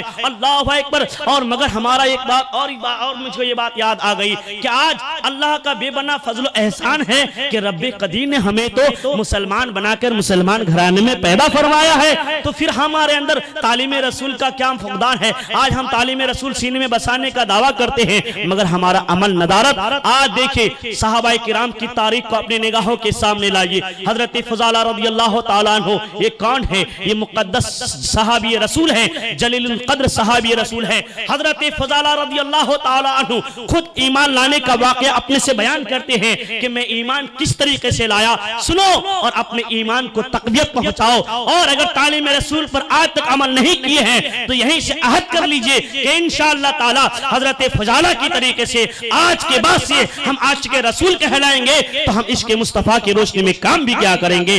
حضرت فضالہ رضی اللہ تعالیٰ عنہ ارشاد فرماتے ہیں کہ میں ایمان لانے سے پہلے محمد عربی صلی اللہ علیہ وسلم کا بہت بڑا دشمن تھا، میں ہمیشہ اس فراق اور سراغ میں رہتا تھا کہ کب مجھے تنہا محمد مل جائے اور نعوذ باللہ میں ان کا کام تمام کر دوں، اس لیے کہ ان کا مشن ایسا تھا جو ہمارے معبودوں کے خلاف تھا، ان کا مشن ایسا تھا جو ہمارے بتوں کو برا بھلا کیا کرتے تھے، ان کا مشن تھا کہ ہم ان 360 بتوں کی پوجا نہ کریں بلکہ ایک رب کی بارگاہ میں اپنی پیشانی کو خم کریں۔ اس لیے مجھے یہ بات ہضم نہیں ہو رہی تھی، میں بہت بڑا ان کا باغی تھا، بہت بڑا دشمن تھا، ہمیشہ اس فراق میں رہتا تھا کہ کب مجھے وہ تنہا مل جائے اور میں ان کا کام تمام کر دوں اور ان کا یہ مشن یہیں سے ختم ہو جائے۔ مگر اتفاق کی بات کبھی مجھے موقع نہ ملا۔ ایک دن کی بات ہے کہ محمد عربی سید المرسلین امام النبیین رحمت للعالمین جو ساری کائنات کے لیے ہدایت بن کے دنیا میں تشریف لائے ہیں، سرکار علیہ السلام ایک مرتبہ تنہا خانہ کعبہ کا طواف فرما رہے تھے۔ حضرت فضالہ کہیں سے آ رہے تھے، حضرت فضالہ فرماتے میں نے دیکھا تو میں سمجھ گیا کہ آج تو بہت اچھا موقع ہے، بہت حسین موقع ہے، اگر اس موقع کو آج میں گنوا دیا تو شاید دوبارہ ایسا موقع مجھے نہ ملے۔ وہ دوڑتے ہوئے جاتے ہیں۔ حضرت فضالہ خود اپنے ایمان لانے کا واقعہ خود بیان کرتے ہیں کہ میں دوڑتے ہوئے گھر گیا، گھر جانے کے بعد خنجر لیا، بازو میں چھپا لیا، اور آنے کے بعد خانہ کعبہ کی ایک دیوار کی آڑ میں چھپ گیا کہ جب محمد عربی صلی اللہ علیہ وسلم طواف کرتے کرتے آگے جائیں گے میں پیچھے سے جا کے وار کر دوں گا، ان کا کام تمام ہو جائے گا۔ بہت خوش تھے، بہت مگن تھے کہ آج میرا مشن میں کامیاب ہو جاؤں گا، مگر اللہ اکبر، فانوس بن کے جس کی حفاظت ہوا کرے وہ شمع کیا بجھے جسے روشن خدا کرے۔ حضور صلی اللہ تعالی علیہ وسلم جاتے ہیں طواف کرنے کے بعد، جب حضرت فضالہ جہاں کھڑے تھے، جب حضور وہاں پہنچتے ہیں، سرکار علیہ السلام آپ دیکھیں جن کی آنکھوں سے اللہ کی ذات نہ چھپی، اللہ نے اپنی ذات کو نہ چھپایا، ان آنکھوں سے کس انسان کی دل کی بات چھپ سکتی ہے؟ سرکار علیہ السلام جو ہے، سرکار علیہ السلام حضرت فضالہ کے سامنے آ کے کھڑے ہو جاتے ہیں اور ارشاد فرماتے ہیں، اے فضالہ کہ اب بھی توبہ کا وقت نہیں ہے، ابھی توبہ کا وقت نہیں آیا ہے، توبہ کر لو اپنے برے اعمال سے، اپنی برائی سے سچی توبہ کر لو، آ جاؤ دامن اسلام میں، اللہ تمہاری ساری خطاؤں کو معاف فرما دے گا۔ اور حضرت فضالہ رضی اللہ تعالیٰ عنہ ارشاد فرماتے ہیں کہ جب سرکار مجھ سے کلام کر رہے تھے، میں سامنے کھڑا تھا، ہاتھ باندھ کر کھڑا تھا، میں بولنے چاہ رہا تھا، مگر ایسا لگ رہا تھا کہ میرے اندر سے بولنے کی طاقت ہی ختم ہو گئی ہے، میری زبان حرکت ہی نہیں کر رہی ہے، میں ڈر گیا، سہم گیا، کچھ بول نہ سکا۔ سرکار بات کرتے کرتے اور قریب آئے، قریب آنے کے بعد سرکار اپنا دست مبارک میرے سینے پہ رکھے اور اللہ سے دعا کی، اے خدا فضالہ کے سینے کو بتوں کی محبت سے پاک فرما دے اور ان کے دل میں اے اللہ تیری محبت پیدا فرما دے۔ اللہ اکبر۔ حضرت فضالہ رضی اللہ تعالیٰ عنہ جو ہے ارشاد فرماتے ہیں کہ سرکار نے جب ہی دعا کی تو اور میری زبان سے کوئی بات نہ نکلی، بلکہ میں چیخ کر کے قدموں میں گرا اور کہا لا الہ الا اللہ محمد الرسول اللہ، جس نبی کے قتل کے لیے آیا تھا واقعی سید المرسلین ہے، امام النبیین ہے، رحمت للعالمین ہے، کہ سرکار کی دعا سے اللہ نے مجھے ایمان کی دولت نصیب کی ہے۔ اے مکے کی در دیوار سن لو، فضالہ اب قاتل رسول نہیں ہے، بلکہ آج سے فضالہ عاشق رسول ہے۔ فضالہ آج کے بعد سے جو ہے باغی رسول نہیں ہے، بلکہ فضالہ آج کے بعد سے محب رسول ہے۔ اب آگے کی بات سماعت کرو میرے نوجوانوں۔ حضرت فضالہ رضی اللہ تعالیٰ عنہ فرماتے ہیں کہ میں جب ایمان لایا، سرکار علیہ السلام نے مجھے کچھ نصیحتیں فرمائی، کچھ تعلیم دی کہ فضالہ تم ایمان لا چکے ہو، معلوم ہے ایمان لانے کا مطلب کیا ہے؟ حضور نصیحت فرما دے۔ سرکار نے فرمایا ایمان لانے کا مطلب ہے اپنی پوری زندگی میں اسلامی انقلاب لانا۔ ایمان کا یہی مطلب ہے۔ اگر ایمان کا صرف یہی مطلب ہوتا جیسا کہ آج ہمارے کچھ نوجوان بھائی اور کچھ لوگ سمجھ رکھے ہیں کہ voter list, I D card, election card, ان چیزوں میں اگر مسلمان نام ہے تو ہم مسلمان ہو گئے۔ اگر صرف کلمہ پڑھ لینے کا نام ہی مسلمان ہوتا یا چند پیپروں میں اپنا نام مسلمان لکھنے کا نام ہی مسلمان ہوتا، اگر اسلام اتنا آسان ہوتا مسلمان بننا تو ابو جہل بھی اسلام لیا، وہ بھی اسلام قبول کر لیتا، مگر ابو جہل بھی جانتا تھا کہ اسلام اور مسلمان صرف اس چیز کا نام نہیں ہے کہ اپنا نام مسلمان رکھ لیا جائے اور چند پیپروں میں اپنا نام مسلمان لکھ دیا جائے، بلکہ وہ بھی جانتا تھا کہ مسلمان کا مطلب ہے اپنی پوری زندگی میں اسلامی انقلاب لانے کا نام مسلمان۔ حضرت فضالہ رضی اللہ تعالیٰ عنہ کچھ نصیحت سرکار نے فرمائی اور تعلیم رسول کو سینے میں بسائی اور لے کر کے سر جھکائے، خنجر ایک طرف پھینک دی اور اس کے بعد آگے نکل گئے۔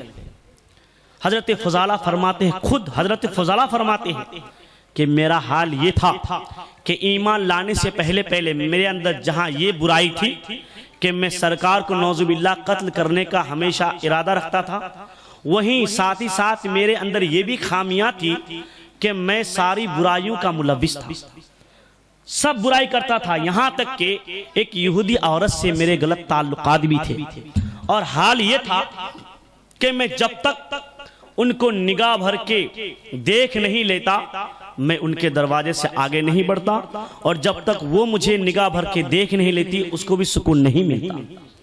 ہمارے تعلقات کا یہ عالم تھا۔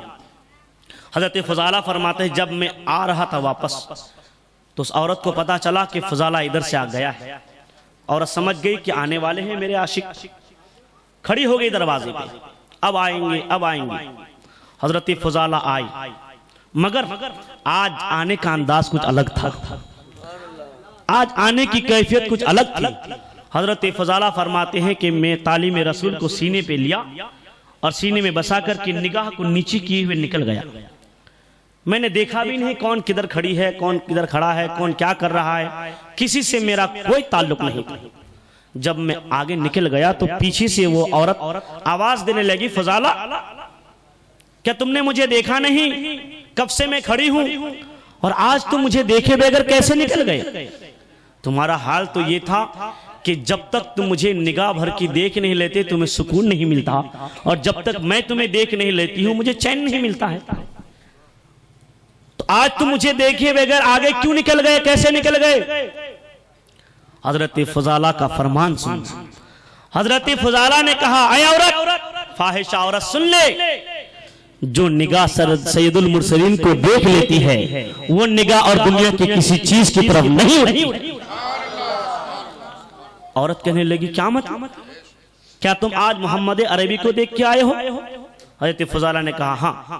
تو بولے پھر یہ کون سی نئی بات ہے, یہ کون سی نئی بات ہے, تم تو بہت بار دیکھے, مکے میں وہ بھی رہتے ہیں تم بھی رہتے ہو, بارہا ملاقات ہوئی ہے, آمنا سامنا ہوا ہے, کئی بار تم نے دیکھا ہے, لیکن اس کے باوجود بھی تم مجھے دیکھا کرتے تھے, آج تم کون سی نئی بات بتا دیے؟ حضرت فضالہ نے فرمایا, اے عورت سن لے, میں پہلے بھی دیکھتا تھا اور آج بھی میں نے دیکھا ہے, مگر دیکھنے کی کیفیت اور حیثیت الگ الگ ہے. پہلے میں دشمن رسول کی حیثیت سے دیکھتا تھا, اب میں نے عاشق رسول کی حیثیت سے دیکھا ہے. پہلے میں دیکھتا تھا تو دل میں دشمن مصطفیٰ لے کے جاتا تھا, اور اب جو دیکھ کے جا رہا ہوں تو دل میں تعلیم رسول لے کے جا رہا ہوں. اسی لیے اگر کوئی عاشق رسول ہوتا ہے, جب کوئی رسول کا دیوانہ بن جاتا ہے, جب رسول کا عاشق بن جاتا ہے, تو نہ وہ کسی غیر محرم کی طرف نگاہ اٹھا ہے, نہ کوئی غلط کام کرتا ہے, بلکہ جب اگر کوئی عاشق رسول بن جاتا ہے تو ان کا چلنا جو ہوتا ہے رسول کی چاہت کے مطابق ہوتا ہے, اٹھنا ہوتا ہے رسول کی سنت کے مطابق ہوتا ہے, کھانا پینا چلنا پھرنا سونا اٹھنا بیٹھنا زندگی کا جو بھی کام ہوتا ہے سارے کام سنت مصطفیٰ کی روشنی میں ہوتے ہیں. یہ ہے عاشق رسول. میرے دوست بزرگوں, حضرت فضالہ کسی مسلمان گھر میں پیدا نہیں ہوئے تھے, پیدا ہوتی ان کے کانوں میں اذان کی آواز نہیں گئی تھی, بلکہ زندگی کا اکثر حصہ بتوں کی پوجا میں گزار دیا تھی. مگر ابھی ایمان لائے, ابھی ایمان لاتے ہی فوراً اتنا بڑا انقلاب. آج اگر آپ کو تھوڑی سی سمجھئے کہ صورتی کہتے ہیں, یا تمباکو کہہ لیجئے, یا پان کھانے کی عادت کہہ لیجئے, اگر آپ چھوڑنے کی کوشش کرتے ہیں تو کہتے بھائی ڈائریکٹ تو نہیں ہو پائے گا, آہستہ آہستہ کوشش کر رہا ہے نا. پھر آپ کوشش کرتے ہیں, پھر 1-2 مہینے یا 6 مہینے کے بعد تب جا کے آپ کو کامیابی ملتی ہے. اور اگر کسی بڑے گناہ کی آپ کو لت ہے, عادت پڑ گئی ہے, تو یہ تو پھر بس اللہ ہی خیر فرمائے. کہیں گے بھائی کیوں نہیں چھوڑتے؟ ارے بھائی چھوڑنے کی کوشش کرتا ہوں, نہیں چھوڑتی ہے. کیسے مسلمان ہو تم بھائی؟ ارے تم تو ایسے بھی نہیں, اللہ کا فضل ہے کہ اللہ نے تمہیں مسلمان بنانے کے ساتھ ساتھ مسلمان گھرانے میں پیدا فرمایا, اور اللہ کا کروڑوں احسان ہے کہ رب نے ہمیں مسلمان بنانے کے ساتھ ساتھ اپنے حبیب کی امتی میں پیدا فرمایا, اور ہم اپنے آپ کو عاشق رسول کہلاتے ہیں, محب رسول کہلاتے ہیں. کہ محبت رسول کا یہی تقاضا ہے, کہ عشق مصطفیٰ کا یہی تقاضا ہے. نہیں میرے دوست بزرگوں, دیکھو عشق مصطفیٰ کا کیا تقاضا ہے. اگر کوئی عاشق رسول بنتا ہے تو اپنی زندگی میں کیسا انقلاب لاتا ہے. حضرت فضالہ کی تاریخ اٹھا کر دیکھ لیجئے, یہ ہے عشق مصطفیٰ کی روشنی میں زندگی گزارنے کا طریقہ. مگر آج ہم اپنے آپ کو عاشق رسول کہلاتے ہیں, محب رسول کہلاتے ہیں, مگر کیا ہمارا عمل بھی عشق مصطفیٰ کی روشنی میں ہے؟ کیا ہمارا کردار بھی عشق مصطفیٰ کی روشنی میں ہے؟ نہیں. آج بتائیے کون ایسا کام ہے؟ آج ہم جب نکاح ہوتا ہے لکھ دیتے ہیں النکاح من سنتی, نکاح کرنا رسول کی سنت ہے, مگر ہمارا یہ دعویٰ جو ہے بس کارڈ تک محفوظ رہتا ہے, کارڈ کی سرخی بنی رہتی ہے. اس کے باوجود بس کارڈ کے علاوہ نہ ہمارا ولیمہ سنت کے مطابق, نہ ہماری دعوت سنت کے مطابق, نہ ہمارا کھانا سنت کے مطابق, نہ ہماری بارات سنت کے مطابق, بس اوقات تو ہمارا نکاح بھی سنت کے مطابق نہیں ہوتا. پھر ہم لکھتے ہیں النکاح من سنتی، نکاح کرنا رسول کی سنت۔ یہ کون سا دعویٰ ہے؟ یہ دعویٰ جھوٹا دعویٰ ہے میرے دوستو، یاد رکھو۔ دعویٰ بغیر دلیل کے نامکمل ہے۔ عشق مصطفیٰ کا مطلب ہے کہ ہمارا ہر کام چاہتے مصطفیٰ کے مطابق ہونا۔ آج 31 نائٹ ہے، اس رات میں ہمارے بہت سے نوجوان ہوں گے گناہوں کے اڈے پر، مگر اللہ نے آپ ہم سب کو توفیق دی ہے کہ ہم الحمدللہ ثم الحمدللہ گناہ نہ کرتے ہوئے اللہ ہم سے ذکر رسول اور ذکر اللہ کے ذکر میں بیٹھنے کی توفیق عطا فرمائی۔ یہ خدا کا فضل ہے، مگر وہ نوجوان بھول گئے ہیں میرے دوستو کہ اللہ نے انہیں کیوں پیدا فرمایا، اللہ نے کس مقصد کے لیے انہیں ان کی تخلیق فرمائی۔ آج خاص طور سے 2 گناہ، زنا اور شراب نوشی، میری معلومات کے مطابق یہ 2 گناہ زیادہ ہوتا ہے، اور ان دونوں میں سے بالخصوص زیادہ عروج پہ کیا ہے؟ زنا ہے۔ پہلے سے سیٹنگ ہوتی ہے، فلاں لڑکی کو فلاں کے ساتھ لے جانا ہے، وہاں لے جانا ہے۔ میرے نوجوانوں سنو، آج ہم پریشان کیوں ہیں؟ آج ہم در در کی ٹھوکریں کیوں کھا رہے ہیں؟ 1000 کمانے والا پریشان، 10,000 کمانے والا بھی پریشان، 1 لاکھ کمانے والا بھی پریشان۔ کیوں پریشان ہیں؟ آج 2-3 بچے ہو جاتے، بولے فیملی بہت بڑی ہے۔ ارے آپ دیکھیے، غوث پاک کا مہینہ ہے، کسی کے 50 بچے تھے، کسی کے 30 بچے تھے، مگر ان کی نہ کوئی دکان چلتی تھی، نہ کوئی فیکٹری چلتی تھی، مگر ان کا شب و روز کا خرچہ اللہ کی جانب سے پورا ہوتا تھا۔ کیوں؟ اس لیے کہ ان کا ایمان مضبوط تھا۔ اللہ نے قرآن میں بیان فرمایا، وَمَا مِن دَابَّةٍ فِي الْأَرْضِ إِلَّا عَلَى اللَّهِ رِزْقُهَا، روئے زمین پر جتنی مخلوق ہیں، ساری مخلوق کی روزی میرے ذمہ ہے۔ اللہ نے فرما دیا، مگر آج اللہ نے فرمایا ہے میرے بندو تم مجھے یاد کرو، میں تجھے یاد کروں گا۔ اگر تم مجھے تنہائی میں یاد کرو گے، میں بھی تمہارا ذکر تنہائی میں کروں گا، اور اگر اپنے تم 10 دوست احباب کی محفل مجھے یاد کرو گے تو یاد رکھو میں بھی تمہارا ذکر اپنے مقدس فرشتوں کی جھومٹ میں کیا کروں گا۔ اگر کوئی انسان اللہ کی طرف 1 قدم بڑھتا ہے، اللہ کی رحمت اس بندے کی طرف 10 قدم بڑھتی ہے۔ کیوں؟ اس لیے کہ اللہ تعالیٰ بندوں سے بے پناہ محبت فرماتا ہے، بے پناہ محبت فرماتا ہے۔ ہمارے باپ سے زیادہ اللہ ہم سے محبت فرماتا ہے، ہماری ماں سے بھی زیادہ اللہ ہم سے محبت فرماتا ہے۔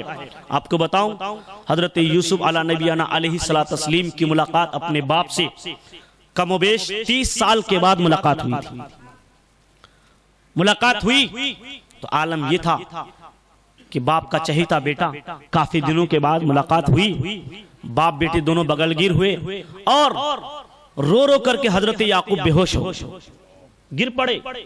پھر کچھ دیر کے بعد ہوش آیا، واپس سے کھڑے ہوئے، پھر گلے ملے، پھر رو رو کر کے بے ہوش ہو گئے، پھر کچھ دیر کے بعد ہوش آیا، پھر واپس سے کھڑے ہوئے، پھر بغل گیر ہو کر کے رونے لگے۔ اس طریقے سے 1 2 3 بار نہیں، کئی دفعہ ایسا ہوا۔ جب یہ ہو رہا تھا معاملہ، حضرت جبریل نے اللہ سے عرض کیا، اے خدا، کیا کوئی انسان کسی سے اس طرح محبت بھی کرتا ہے؟ ٹھیک بات ہے، کافی دن کے بعد ملاقات ہوئی تو اب تو ہو گئی نا ملاقات، ختم بار، 1 بار رو لیے، 2 بار رو لیے، کیا بار بار رو رہے ہیں گر رہے ہیں، بار بار رو رہے ہیں گر رہے ہیں، رو رہے ہیں گر رہے ہیں، بے ہوش ہو رہے ہیں۔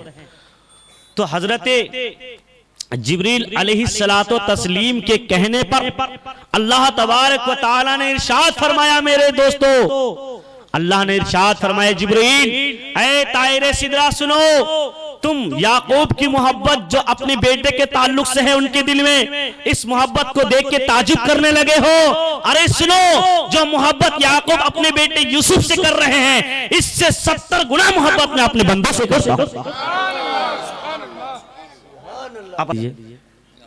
درود شریف پڑھ لیجیے، اللہم صلی علی سیدنا مولانا محمد بارک وسلم، صلو علیہ الصلوۃ والسلام علیک یا رسول اللہ صلی اللہ تعالی علیہ وسلم۔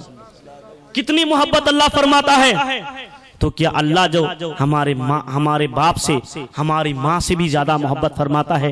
وہ رب ہمیں کہیں پریشان ہوتے ہوئے ہمیں دیکھ سکتا ہے یا کسی پریشانی ہمیں مبتلا کر سکتا ہے، مگر بندہ جب خود اپنے اوپر مصیبتیں مول لیتا ہے، اس کا کیا علاج ہے؟ خود کردارہ علاج نیز، اپنے کیے ہوئے کا کوئی علاج نہیں ہے۔ میرے دوستو، آج ہمیں اللہ کے اس حکم پر ہمیں اعتماد نہیں ہے۔ آج اگر کوئی ڈاکٹر کہہ دے، بھلے وہ افاسق ہو، بے نمازی ہو، داڑھی منڈا ہو، ایسا ہو وہ کہہ دے تمہیں بخار ہے چاول مت کھانا، ٹھنڈا پانی مت پینا، یہ سامان مت استعمال کرنا، اب بچنا، تو یاد رکھو ہم اتنا اعتماد کر لیتے ہیں، ہمارا ایمان اتنا مضبوط ہو جاتا ہے کہ جب تک ڈاکٹر کی طرف سے ہمیں اجازت نہیں ملتی نہ ہم فریج کا پانی استعمال کرتے ہیں نہ چاول کھاتے ہیں۔ جن جن چیزوں سے وہ منع کرتے ہیں ان چیز سے ہم سختی طور پر سختی کے ساتھ اس پر پابند ہو جاتے ہیں۔ ایک ڈاکٹر کی بات پر ہمیں اتنا بڑا یقین ہے، اتنا بڑا اعتماد ہے، اتنا بڑا ایمان ہے، مگر ہمارا رب جو پوری کائنات کا خالق ہے، روزی کا مالک جو رب ہے، وہ رب ارشاد فرماتا ہے اے میرے بندو روزی کی ذمہ داری میری ہے، تم مجھے یاد کرو، روزی دینا میرا کام ہے، تم عبادت کرو، میری بارگاہ میں سر کو جھکاؤ، روزی سے نوازنا میرا کام ہے۔ مگر آج ہمیں اللہ کی بات پر بھروسہ نہیں، بھروسہ ہے تو اپنی دکان پر ہے، بھروسہ ہے تو اپنی تجارت پر ہے، بھروسہ ہے تو اپنی بزنس میں ہے۔ اگر ہم مسلمانوں کو اللہ کی ذات پر بھروسہ ہوتا تو آج یہ حرکت نہیں کرتے جیسی حرکتیں آج آپ اور ہم کرتے ہیں۔ اسی لیے کہ آج ہم پریشان کیوں ہیں، اس کی وجہ یہ بھی ہے کہ جب اذان ہوتی ہے، اذان ہونے سے لے کر نماز ہونے تک اللہ کے فرشتے دنیا کی ساری روزی کو مسجد کے دروازے پہ لا کے رکھ دیتا ہے۔ اگر روزی مسجد کے دروازے پہ ہے، ہم ڈھونڈ رہے ہیں اپنی دکان پر، تلاش کر رہے ہیں اپنے مکان پر، کہاں سے برکت ہوگی، برکت جائے گی نہیں تو کیا۔ اور ایک بات اور بتا دوں، حدیث میں آیا ہے کہ جس گھر میں ایک بے نمازی ہو، اس ایک بے نمازی کی نحوست سے آس پاس کے 40 مکانوں کی برکت چلی جاتی ہے۔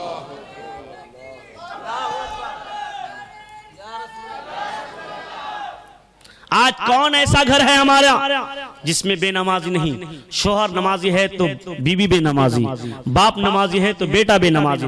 کون ایسا گھر ہے الا ماشاءاللہ؟ میں سارے گھروں کے بارے میں نہیں کہتا، آج بھی اللہ کے ایسے بندے ہوں گے جس گھر کا ہر فرد نمازی ہے۔ میں سب کا انکار نہیں کرتا، آپ برا مت مانیے گا، مگر ہمارے اکثر گھر ایسے ہیں جس میں یا تو آدھے لوگ نمازی ہیں یا آدھے سے زیادہ بے نمازی ہیں، ہے کہ نہیں؟ اب بتائیے ہم پریشان نہیں تو کیا ہوں گے؟ اور صرف یہی نہیں کہ ان کے گھر کی برکت چلی جاتی، بلکہ اس ایک بے نمازی کی نحوست سے آس پاس کے 40 مکانوں کی برکت چلی جاتی۔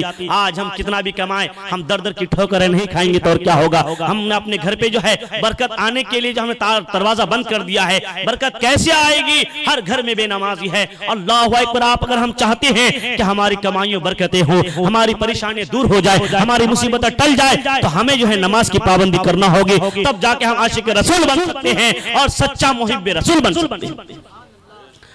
بات عرض کر رہا تھا میں زنا کی کہ آج زنا کا گناہ زیادہ شباب پر ہوتا ہے۔ زنا سے کیا ہوتا ہے؟ زنا سے ایک تو روزی گھٹ جاتی ہے، دوسری بات یہ ہے کہ عمر گھٹ جاتی ہے۔ ایک روزی گھٹتی ہے اور دوسرا عمر جو ہے گھٹ جاتی ہے، یہ دوسرا سبب ہے۔ اور گناہ زنا کے بارے میں تو بہت لمبی چوڑی بات ہے، مگر ایک چیز بتاؤں، سرکار کی حدیث ہے کما تدین و تدان، تم جیسا کرو گے تمہارے ساتھ بھی ویسا ہی کیا جائے۔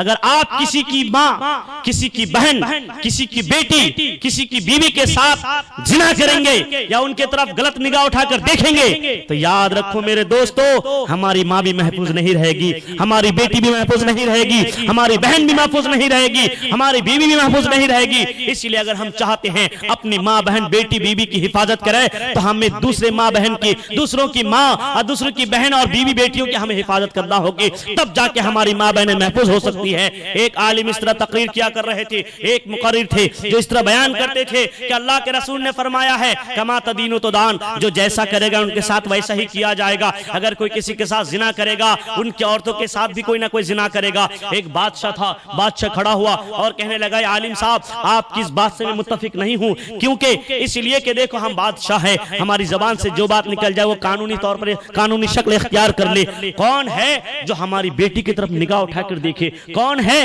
جو ہماری ماں کی طرف نگاہ اٹھا کر دیکھے؟ کیا اس کو اپنی جان سے محبت نہیں ہے؟ اللہ اکبر! وہ عالم دین نے کہا بادشاہ وقت میں نے رسول اعظم کی حدیث سنائی ہے، میں نے اخبار کی بات نہیں سید مختار کی بات بیان کی، مانو نہ مانو تمہارا اختیار ہے۔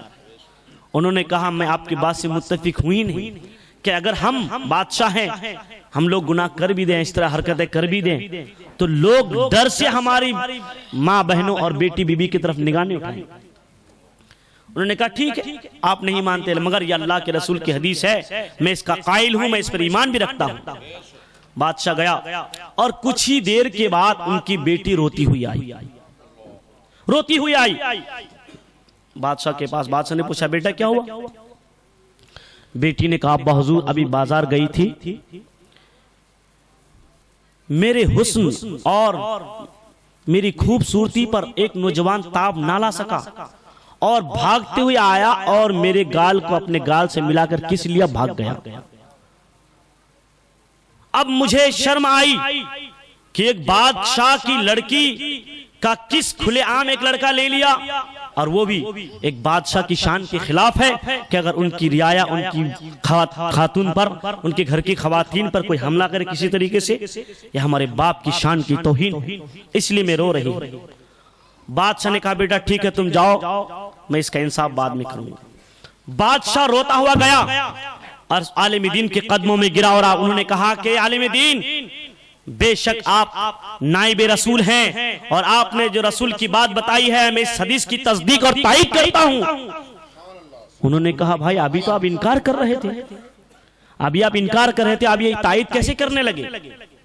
انہوں نے کہا کہ اس لیے کہ سنو, آپ نے کہا تم جیسا کرو گے تمہارے ساتھ ویسا کیا جائے گا, تو حال یہ ہے میں نے اپنی زندگی بہت ہی دیانتدار امانت داری کے ساتھ گزاری ہے, بہت ہی پاکیزگی کے ساتھ اپنی زندگی بسر کی ہے, بہت ہی عدل و انصاف کے ساتھ میں نے کام لیا ہے, مگر ہاں زندگی میں میں نے ایک گناہ کیا ہے جس کا مجھے بہت بڑا جو ہے احساس ہے آج بھی, اور وہ یہ ہے کہ ایک مرتبہ جوانی کے عالم میں ایک لڑکی کو جو ہے اس کے گال کو اپنے گال سے ملا کر کے کس لیا تھا, یہ گناہ تھا اور اس کا احساس مجھے آج بھی ہے, اور آپ نے کہا کہ جو ہے جو جیسا کرے گا اس کے ساتھ ویسا ہی کیا جائے گا, جس طرح میں نے کس لیا تھا کھلے بازار میں ویسے ہی میری بیٹی کے ساتھ ویسے ہی معاملہ پیش آیا ہے. اس سے میں سمجھ گیا کہ بے شک دنیا میں جو جس کے ساتھ کرتا ہے ان کے ساتھ بھی وہی حادثہ پیش آتا ہے. ایک بزرگ بیان فرماتے ہیں کہ کوئی اللہ کا بندہ تھا جن کی 5 لڑکیاں تھیں اور بیچارہ کمزور تھا, کوئی بوجھ کا کام نہیں کر سکتا تھا, محنت مزدوری سے کسی طریقے سے بیوی اور بیٹیوں کا جو پیٹ بھرا کرتا تھا, مگر لاغر ذوف و نقاہت دامن گیر ہوا اور کام نہ کر سکا. اس کے بعد وہ گھر بیٹھ گیا. اب چونکہ کوئی سرمایہ تو تھا نہیں, دولت تھی نہیں کہ جس کے سہارے پہ زندگی بسر ہو. کچھ دنوں تک وہ گھر کا جو سامان تھا اور جو ذخیرہ تھا چلا, اس کے بعد ختم ہو گیا اور غربت کے مارے بیچارے فاقہ پہ فاقہ اس طریقے سے زندگی بسر کرنے لگے.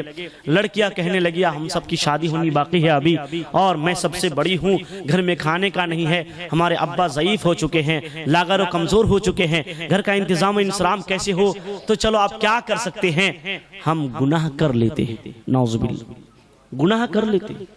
وہ گناہ کیا ہے کہ ہمارے شہر میں ایک گلی ہے جہاں پہ فاحشہ عورتیں رہتی ہے اور جسم فروشی کے ساتھ وہ پیسے کماتی ہیں, اپنی عزت کو بیچتی ہے اور اپنے جسم پر دوسروں کو قبضہ دیتی ہے, پیسے حاصل کرتی ہے اور خوب مالدار ہے. اگر میں یہ اپناؤں تو شاید مجھے کوئی دیکھے گا بھی نہیں اور ہمارے گھر کے اخراجات پورے بھی ہو جائیں گے کیونکہ اب دوسرا کوئی سہارا نہیں ہے. اللہ اکبر. میری ماں اور بہنوں اور میرے دوستوں, آپ کو بتاؤں غربت پہ غلط قدم اٹھانا یہ کمال نہیں ہے, بلکہ سرکار علیہ السلام کا فرمان یہ ہے کہ جو انسان غربت میں صبر و شکیب کے دامن کو تھامتا ہے اور اللہ کی بارگاہ میں اس حال میں بھی صبر و شکر کے ساتھ زندگی بسر کرتا ہے, تو ہمارے آقا کا فرمان ہے کہ جب کل جنتی اور جہنمیوں کا حساب ہوگا, جو جنتی لوگ جنت میں جائیں گے, اللہ جنتیوں کو جنت میں جنتیوں کا داخلہ فرمائے گا, تو غریب لوگوں کو اللہ تعالیٰ امیر لوگوں سے 40 سال پہلے جنت میں داخل فرمائے.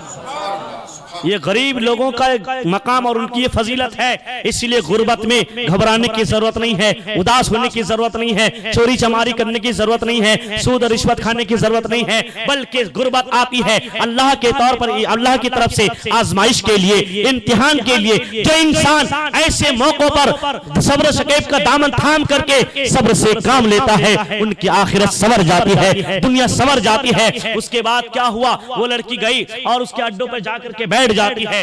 جانے کے بعد وہ کہتی ہے کہ میں جب بن سنور کی گئی اور وہاں نقاب ہٹا کر کے بیٹھی تو میں کیا دیکھ رہی ہوں کہ ساری عورتوں سے زیادہ حسین میں ہی لگ رہی, سب سے خوبصورت. اب میں نے سوچا, وہ لڑکی کہہ رہی ہے کہ میں نے سوچا کہ اب میں تو منہ مانگی قیمت لوں گی اور پھر اپنے جسم پر کسی کو قبضہ دوں گی اور کسی کو اپنے جسم کو کسی کے حوالے کروں گی۔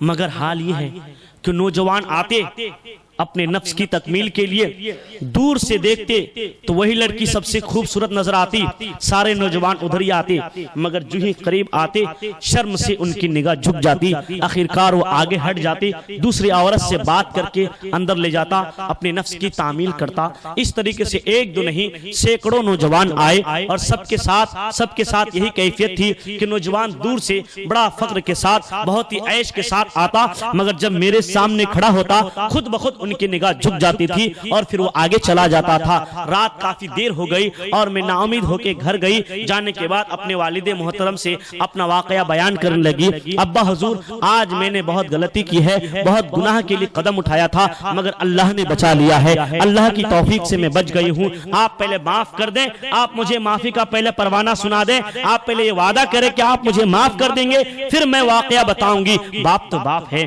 ماں تو ماں ہے، انہوں نے کہا بیٹا بتاؤ تو صحیح کون سی تم نے خطا کی ہے، میں بھی معاف کروں گا، اللہ بھی تمہیں معاف فرمائے۔ بہرحال جب باپ کی طرف سے پیغام ملا، باپ کی طرف سے خوشخبری ملی، تب وہ عورت وہ لڑکی بتانے لگی ابا حضور دیکھیے ماجرا یہ تھا، دراصل بات یہ تھی کہ گھر میں فاقہ پہ فاقہ اور آپ کی ذوف و نقاہت ہماری نگاہوں کے سامنے اور آمدنی کا کوئی ذریعہ نہیں، اسی لیے میں غلط قدم اٹھانے کے لیے گئی تھی۔ حال یہ تھا کہ میں جن عورتوں کے پاس بیٹھی تھی سب سے خوبصورت میں ہی نظر آ رہی تھی، اب میں سوچ رہی تھی کہ میں اپنی چاہت کے مطابق ان سے قیمت وصول کر لوں گی، مگر حال یہ تھا کہ جو بھی نوجوان آتا پہلے تو میرے ہی پاس آتا، مگر کیا نہ جانے کیا ہو جاتا تھا کہ فوراً میرے پاس جو ہی وہ آتے ان کی نگاہیں جھک جاتی تھی، پھر وہ نوجوان آگے بڑھ جایا کرتے تھے۔ اللہ اکبر، ابا حضور کافی دیر تک میں انتظار کرتی رہی، مگر کوئی نوجوان مجھ سے کوئی بات نہیں کیا، مجھ سے سودا نہیں کیا، بلکہ مجھ سے جو کمتر تھی، مجھ سے جو بدصورت تھی، ان عورتوں کے ساتھ انہوں نے بات بھی کی اور ان کی چاہت کے مطابق انہیں پیسے بھی دیے اور تکمیل نفس کر کے نفس کو اپنا پورا کر کے واپس چلے گئے۔ میں ناامید ہو کر کے یہاں آئی ہوں۔ ابا حضور آخر کیا ماجرا ہے؟ اللہ اکبر، میرے نوجوانوں سنو، وہ باپ نے کہا، وہ اللہ کے بندے نے کہا، وہ بزرگ انسان ہے، انہوں نے کہا اے بیٹی سن لے، ایک رات نہیں ایک دن نہیں، اگر تو سال ہا سال بن سور کے ان عورتوں کے ساتھ بیٹھی رہے تو تمہارے طرف کسی کی نگاہ نہیں اٹھ سکتی ہے، اسی لیے کہ میں نے سرکار کا فرمان پڑھا ہے کہ جو جیسا کرے گا ان کی اولاد کے ساتھ ویسا ہی کیا جائے گا۔ میں اپنی زندگی کا تم کو اپنی زندگی کی تاریخ بتا رہا ہوں۔ اے بیٹی سنو، میں آج تک کسی غیر محرم کی طرف میں نے نگاہ نہیں اٹھائی ہے، جب میں کسی غیر محرم کے سامنے آ جاتا یا میری نگاہ کے سامنے کوئی غیر محرم آ جاتی فوراً میں اپنی نگاہوں کو جھکا لیتا تھا۔ تو آج میں نے دوسروں کی ماں اور بہنوں کو، دوسرے کی بیٹی بیویوں کی میں نے حفاظت کی ہے، تو میری اولاد کی حفاظت اللہ فرمائے۔ نعرہ تکبیر، نعرہ رسالت، علماء اہل سنت، حزب گلشن طیبہ، نعرہ تکبیر، نعرہ رسالت، سبحان اللہ سبحان اللہ۔ میری ملت کے نوجوانوں، آپ تو مستقبل، آپ تو قوم کی مستقبل ہو، آپ کی بازوؤں میں قوم مسلم کی جو ہے مستقبل پروان چڑھا کرتی ہے، ترقی ہے۔ اگر آپ بگڑ گئے، یاد رکھو جب نوجوان مضبوط ہوتے ہیں اور دیندار ہوتے ہیں وہ قوم ترقی کی طرف گامزن ہو جاتی ہے، اور جس قوم کے نوجوان بگڑ جاتے ہیں وہ قوم تنزلی کی طرف گامزن ہو جاتی ہے۔ اے میرے نوجوانوں سنو، آپ نوجوان ہو، اسلام دنیا میں انقلاب آپ نوجوانوں ہی سے پیدا ہوا ہے۔ آج تاریخ اٹھا کر کے دیکھ لیجئے، مکہ فتح ہوا ہے نوجوانوں کی وجہ سے، اندلس فتح ہوا تھا طارق بن زیاد نوجوان ہی کی وجہ سے، ہندوستان فتح ہوا تھا نوجوانوں کی وجہ سے۔ تمہاری نسل تو وہ نسل ہے، تم چاہو تو ستاروں کو بھی توڑ کے لا سکتے ہو، اس لیے تمہاری جوانی اس لیے نہیں ہے کہ کسی کی بیٹی کے اوپر نگاہ اٹھاؤ، کسی کی ماں کے اوپر نگاہ اٹھاؤ، کسی کی بیوی کے اوپر نگاہ اٹھاؤ، کسی کے اوپر ظلم کرو، بلکہ آپ کا ہمارا کام تو یہ ہے کہ ہماری ذات سے ہماری پڑوسی کی حفاظت ہونی چاہیے، کسی کو تکلیف نہیں پہنچنی چاہیے۔ اسلام کے شہزادے ہو، اس لیے ہمارا چلنا پھرنا، اٹھنا بیٹھنا، کھانا پینا، ہمارا ہر عمل ہونا چاہیے تو یہ اس طرح ہونا چاہیے، کہنے والا یہ کہے کھا رہا ہے عاشق رسول کھا رہا ہے، ہم چلے تو کہے جا رہا عاشق رسول جا رہا ہے۔ مگر آج ہمارا حال یہ ہے، چل رہے ہیں تو کوئی کہتا ہے دیکھو ٹپوری جا رہا ہے، یہ شرابی جا رہا ہے، بے نمازی جا رہا ہے۔ ہم مسلمان ہیں مگر شرابی سے ہمارا تعارف کرایا جاتا ہے، ہم مسلمان ہیں ٹپوری سے ہمارا تعارف کرایا جا رہا ہے، ہم مسلمان ہیں بے نمازی سے ہمارا تعارف کرایا جاتا ہے، ہم مسلمان ہیں چور سے ہمارا تعارف کرایا جاتا ہے۔ کہ یہی ہماری شان ہے؟ کیا یہی ہماری پہچان ہے؟ نہیں نہیں، ہماری پہچان تو یہ ہونی چاہیے، ہماری پہچان اور شناخت یہ ہے، کہنے والا یہ کہے دیکھو عاشق رسول جا رہا ہے، محب رسول جا رہا ہے، اور ہمارا چلنا پھرنا کھانا پینا دیکھ کر کے لوگ یہ کہنے پر مجبور ہو جائے کہ 1400 سال کے بعد جس نبی کی امتی کے اخلاق و کردار کا یہ عالم ہے تو اس امتی کے نبی کے اخلاق و کردار کا کیا عالم ہوگا؟ اپنے اخلاق سے اپنے مذہب کا تعارف کرائیں، یہ ہمارا فریضہ ہے۔ آپ نوجوان ہو، آپ جو ہے کسی کے اوپر ظلم کے لیے نہیں بلکہ آپ کی جوانی کسی کی حفاظت کے لیے استعمال ہونی چاہیے، ماں باپ کی تعظیم توقیر کے لیے، پڑوسی کے حقوق کی بجاوری کے لیے ہماری جوانی کا ہمیں اسراف کرنا چاہیے، اور ہمیں جو ہے اس طریقے سے ہمیں استعمال میں لانا چاہیے۔ اللہ اکبر۔ آج اور چیز بتا دوں کہ آج ہم جو ہے اس گناہوں کی وجہ سے، دولت اور پیسے کی وجہ سے آج نہ جانے کتنے گناہوں کو ہم گلے لگا لیتے ہیں۔ آئیے میں اور واقعہ سناؤں۔ صلی اللہ سیدنا شفینا مولانا محمد بارک وسلم صلو علیہ وسلم صلاۃ و سلام علیک یا حبیبی یا رسول اللہ صلی اللہ تعالی علیہ وسلم۔ عزیزو، آج ہماری ماں اور بہنیں بھی ہیں، شاید سن رہی ہیں۔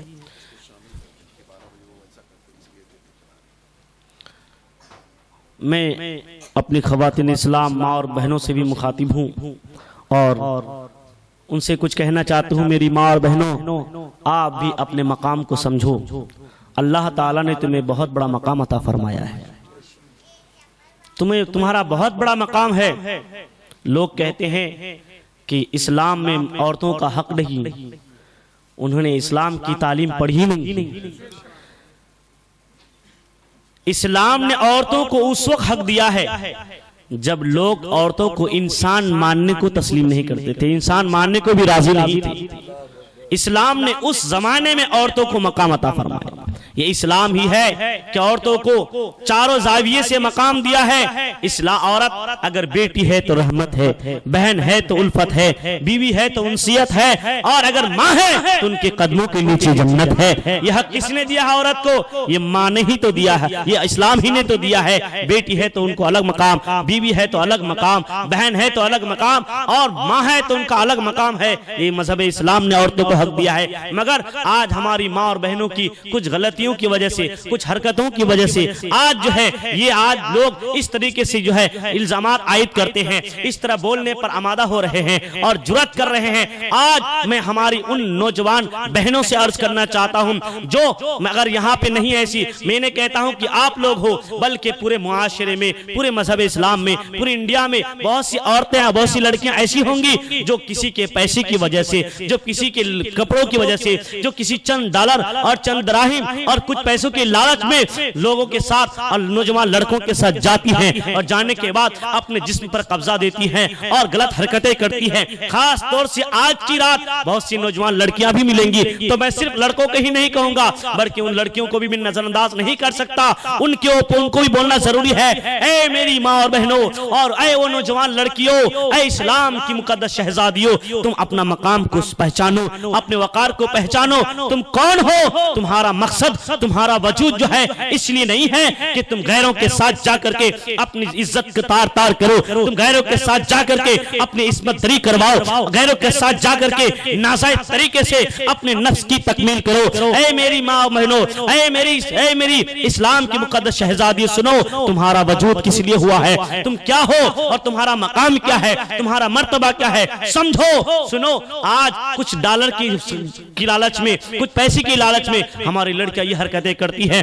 آپ کو بتاؤں، حضرت محبوب الہی نظام الدین اولیاء کون نہیں جانتا ہے، دلی کی سرزمین پر آج بھی آرام فرما ہے۔ آپ بدائن شریف میں تب پیدا ہوئے، مگر جس ماحول میں پیدا ہوئے وہاں کے نوجوان ایک مرتبہ جوانی کے عالم میں آپ سے نوجوان آپ کے ساتھیوں نے کہا بھائی چلو ایک جگہ ہے، ایک مقام ہے، ایک پہاڑی ہے جہاں پہ کچھ لوگ ایسے رہا کرتے ہیں، ایک اللہ کا بندہ ہے جو سونا بنانے کا طریقہ بتاتے ہیں، چلو ہم وہاں چلیں گے اور سونا بنانے کا طریقہ سیکھ لیں گے، پھر آ کر کے گھر میں سونا بنایا کریں گے، پھر ہم دولت مند ہو جائیں گے، صاحب ثروت و دولت ہو جائیں گے۔ اس وقت حضرت نظام الدین اولیاء رحمت اللہ تعالی علیہ ان نوجوانوں کے ساتھ نکل پڑے اور چلتے چلتے دہلی کی سرزمین آئی، اور وہاں کے بعد آپ جب راستے سے عبور کر رہے تھے تو راستے میں ایک فقیر کی شکل میں اللہ کا ایک بزرگ نظر آیا۔ وہ کون ہے جسے آج پوری دنیا حضرت فرید الدین گنج شکر کے نام سے پوری دنیا جانتی اور پہچانتی ہے۔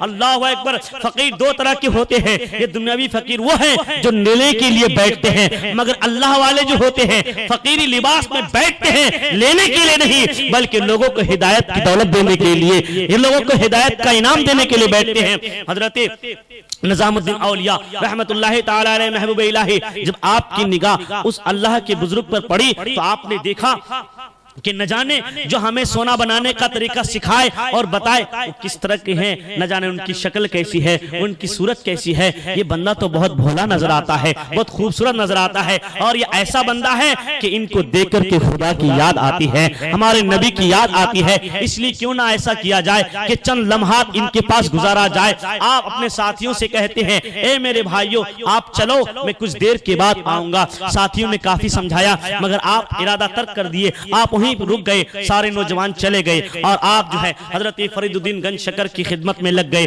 کبھی پانی وضو کے لیے لوٹے پانی بھر کے دیتے ہیں، کبھی آپ کا بستر لگاتے ہیں، کبھی مصلح بچھاتے ہیں، بہرحال کبھی بستر لگاتے ہیں۔ اس طریقے سے شب و روز ان کی خدمت میں آپ گزارتے ہیں۔ کچھ عرصے کے بعد وہ نوجوان جو ہے تھیلی بھر کر کے، ہر ایک کے ہاتھ میں تھیلی ہے اور تھیلی میں سونا ہی سونا ہے، وہ نوجوان آئے اور انہوں نے دیکھا کہ ہم تھیلی بھر کے سونا لے کے جا رہے ہیں مگر ہمارے ساتھ آنے والے محمد نظام الدین اولیاء جو ہیں یہ ان کی خدمت میں لگے ہوئے ہیں، کیا حاصل ہوا؟ انہوں نے مخاطب کر کے کہا اے میرے دوست، اے نظام الدین تم نے کیا حاصل کیا؟ دیکھو ہم وہاں گئے تھیلی بھر کے سونا لے کے جا رہے ہیں۔ حضرت نظام الدین اولیاء جو ہیں ان کی تھیلی میں نگاہ ڈالتے ہیں، سونا ہی سونا نظر آتا ہے، دوسرے کی تھیلی میں نگاہ ڈالتے ہیں، سونا ہی سونا نظر آتا ہے۔ اس کے بعد وہ دوست جو ہے آپ کو ذرا افسوس ہوا کہ کاش میں بھی چلا جاتا تو میرے پاس بھی سونے کی دولت ہو جاتی اور ہم ماں کے ساتھ زندگی بسر کرتے۔ اللہ اکبر۔ مگر وہ نوجوان سے آپ بات ہی کر رہے تھے، ادھر حضرت فرید الدین گنج شکر رحمت اللہ تعالی علیہ جو ہے آپ آواز دیتے ہیں نظام الدین جلدی آ جا۔ حضرت نظام الدین اولیاء دوڑتے ہوئے جاتے ہیں اور آپ سے ارشاد ہوتا ہے کہ جاؤ مجھے استنجا کرنا ہے، مٹی کا ایک ڈھیلا لے کر کے آ جاؤ۔ حضرت نظام الدین اولیاء جاتے ہیں، جس مٹی کے ڈھیلے پہ ہاتھ لگاتے ہیں وہ ڈھیلا سونا بن جاتا ہے، دوسرے پہ لگاتے ہیں وہ سونا بن جاتا ہے، تیسرے پہ لگاتے ہیں وہ سونا بن جاتا ہے۔ ایک کے بعد دیگرے ہزاروں مٹی کے ڈھیلے پر ہاتھ لگائے، جس پہ آپ ہاتھ رکھتے ہیں وہ مٹی کا ڈھیلا سونا بن جاتا ہے۔ اس کے بعد تاخیر ہو رہی ہے، حضرت فرید الدین گنج شکر واپس سے آواز دیے کیوں تاخیر ہو رہی ہے؟ دوڑتے ہوئے جاتے ہیں، خالی ہاتھ جاتے ہیں، عرض کرتے حضور مٹی ہی نہیں ہے بلکہ جس مٹی پہ ہاتھ لگاتا ہوں وہ مٹی کا ڈھیلا سونا بن جاتا ہے۔ تو بولے کیوں نہیں لے کے آئے اٹھی کو؟ تو انہوں نے کہا کہ حضور آپ نے مجھے ایک دن فرمایا تھا، مجھ سے فرمایا تھا کہ سونے سے جو ہے استنجا نہیں کیا جاتا ہے، وہ اس قابل نہیں ہے جس سے استنجا صاف کیا جائے، تو میں کیسے لے کر کے آتا؟ تو اس کے بعد حضرت فرید الدین گنج شکر رحمت اللہ تعالی علیہ ارشاد فرمانے لگے اے نادان، جس سونا سے استنجا بھی صاف نہیں کیا جاتا کیا اس سونا سے محبت کرنا چاہتے ہو؟ دنیا کے کس کام میں ہے؟ وہ بتانا چاہتے ہیں کہ سونا چاندی یہ دنیا کی کوئی چیز نہیں ہے، اگر چیز تم چاہو اللہ کی طرف بڑھ جاؤ، سونا تمہارے قدموں میں ہے، چاندی تمہارے قدموں میں ہے، دولت تمہارے قدموں میں ہے۔ اس لیے میرے نوجوانوں اور میری ملت کی ماں بہنوں اور خاص طور سے نوجوان لڑکیوں سنو، آپ اسلام کی شہزادی ہو، حضرت فاطمہ کی کنیز ہو، حضرت زینب کی چاہنے والی ہو۔ آپ کا مقصد، آپ کا مطلب یہ نہیں ہونا چاہیے، آپ کی زندگی کا تیور ایسا نہیں ہونا چاہیے، آپ کی زندگی کا طرز ایسا نہیں ہونا چاہیے کہ آپ کا قدم غلط اٹھے، بلکہ آپ کا چلنا پھرنا حضرت خاتون جنت کی طرح ہونا چاہیے، آپ کا اٹھنا بیٹھنا حضرت خاتون جنت کی طرح ہونا چاہیے۔ اس لیے کہ تم جو ہے کچھ ہی دنوں کے بعد ماں بننے والی ہو، اور یاد رکھو ماں جیسی ہوتی ہے اولاد بھی ویسی ہوتی ہے. ماں اگر عابدہ ہوتی ہے تو بیٹا زاہد ہوتا ہے. ماں اگر زاہدہ ہوتی ہے تو بیٹا مفتی اعظم ہوتا ہے. ماں اگر ام الخیر ہوتی ہے تو بیٹا غوث اعظم ہوتا ہے. ماں اگر فاطمہ ہوتی ہے تو بیٹا امام حسین ہوتا ہے. ماں اگر حضرت ہاجرہ ہوتی ہے بیٹا اسماعیل ذبیح اللہ ہوتا ہے. ماں اگر آمنہ ہوتی ہے تو بیٹا محمد رسول اللہ ہوتا ہے. اسی لیے آپ کی گود آپ کی کوکھ میں نہ جانے کتنے بچے جنم لینے والے ہیں آپ کی کوکھ سے. اسی لیے آپ اپنے مستقبل کو سنوارو, اپنے مقام کو پہچانو. اور دیکھو میرے نوجوانوں, اس کے بعد ایک چیز اور بتا دوں کہ آج ہم گناہ کرتے ہیں, ہم سوچتے ہیں کہ کوئی تو دیکھ نہیں رہا ہے, بند کوٹری میں ہے, کوئی نہیں دیکھ رہا ہے. مگر اے میرے نوجوان بھائیوں اور میری ماں اور بہنوں, کوئی دیکھے نہ دیکھے خدا ہمیں ضرور دیکھ رہا ہے. اور یاد رکھو ہمیں موت کے بارے میں علم نہیں کہ ہماری موت کب آنے والی ہے. اگر ایسا نہ ہو کہ اسی گناہ کی حالت میں ہماری موت آ جائے تو ہم اللہ کے سامنے یا ہمارے آقا کے سامنے کیسے منہ دکھائیں گے. سرکار علیہ الصلوۃ والتسلیم ایک مرتبہ باہر نکل گئے, سمندر کے 2 قدم دوری پر آپ نے استنجا فرمایا اور پانی لینے کے لیے آنے سے پہلے آپ نے مٹی کا ڈھیلا لیا اور اپنا پیشاب سکھایا, اپنا استنجا مبارک سکھایا. اس کے بعد آپ قریب آئے اور پانی سے واپس سے دھوئے. صحابہ نے عرض کی یا رسول اللہ علیہ السلام 2 قدم ہی پہ تو پانی تھا, آپ 2 قدم ہی پانی تھا, آپ جا ہی رہے تھے دھونے کے لیے, تو پھر آپ اس بیچ میں ڈھیلے سے آپ نے استنجا کو کیوں سکھایا؟ اللہ اکبر. میرے آقا علیہ الصلوۃ والتسلیم کو اس بات کا علم تھا کہ ان کی موت کب ہونے والی ہے, ان کی روح جو ہے اللہ کے حکم کے مطابق وقتی طور پر کب نکالے جانے والی ہے. مگر پھر بھی سرکار تعلیم امت کے لیے یہ ارشاد فرمائے ہیں, اللہ کے رسول نے ارشاد فرمایا اے میرے صحابہ سنو, ایسا نہ ہو کہ میں جب استنجا کے لیے اور اس کو دھونے کے لیے پانی لینے کے لیے جاؤں اور اسی بیچ میں اگر میری روح نکالی جائے تو بتاؤ کیا تم اس بات پر راضی ہو اور یہ چاہتی ہو کہ میری روح نکالی جائے اور میں ناپاکی کی حالت میں ہوں. اسی لیے انسان گناہ کرتے وقت سوچ لے کہ ابھی ہم زنا کر رہے ہیں, کبھی ایسا نہ ہو نعوذ باللہ اسی حال میں ہماری موت آ جائے, ہم اللہ کے بارگاہ میں کیسے حاضر ہوں گے, رسول کو کیسے اپنا منہ دکھائیں گے؟ اے میرے نوجوانوں, آپ شراب پی رہے ہو, شراب پیتے پیتے اگر آپ کی روح نکل جائے اب اللہ کی بارگاہ میں کیسے اپنا منہ دکھاؤ گے, رسول کو اپنا چہرہ کیسے دکھاؤ گے؟ اسی لیے میری ماں اور بہنوں اور میرے نوجوانوں, کوئی بھی گناہ کرنے سے پہلے یہ سوچ لو کہ اگر ایسا نہ ہو کہ اسی حالت میں ہماری موت آ جائے پھر ہم کیسے منہ دکھائیں گے. بلکہ ایسا کام کرو کہ اگر اس کام میں تمہاری روح بھی نکل جائے فخر کے ساتھ اللہ کی بارگاہ میں حاضر ہو سکو, سخت فخر کے ساتھ اور خوشی کے ساتھ سرکار کی بارگاہ میں حاضر ہو سکو.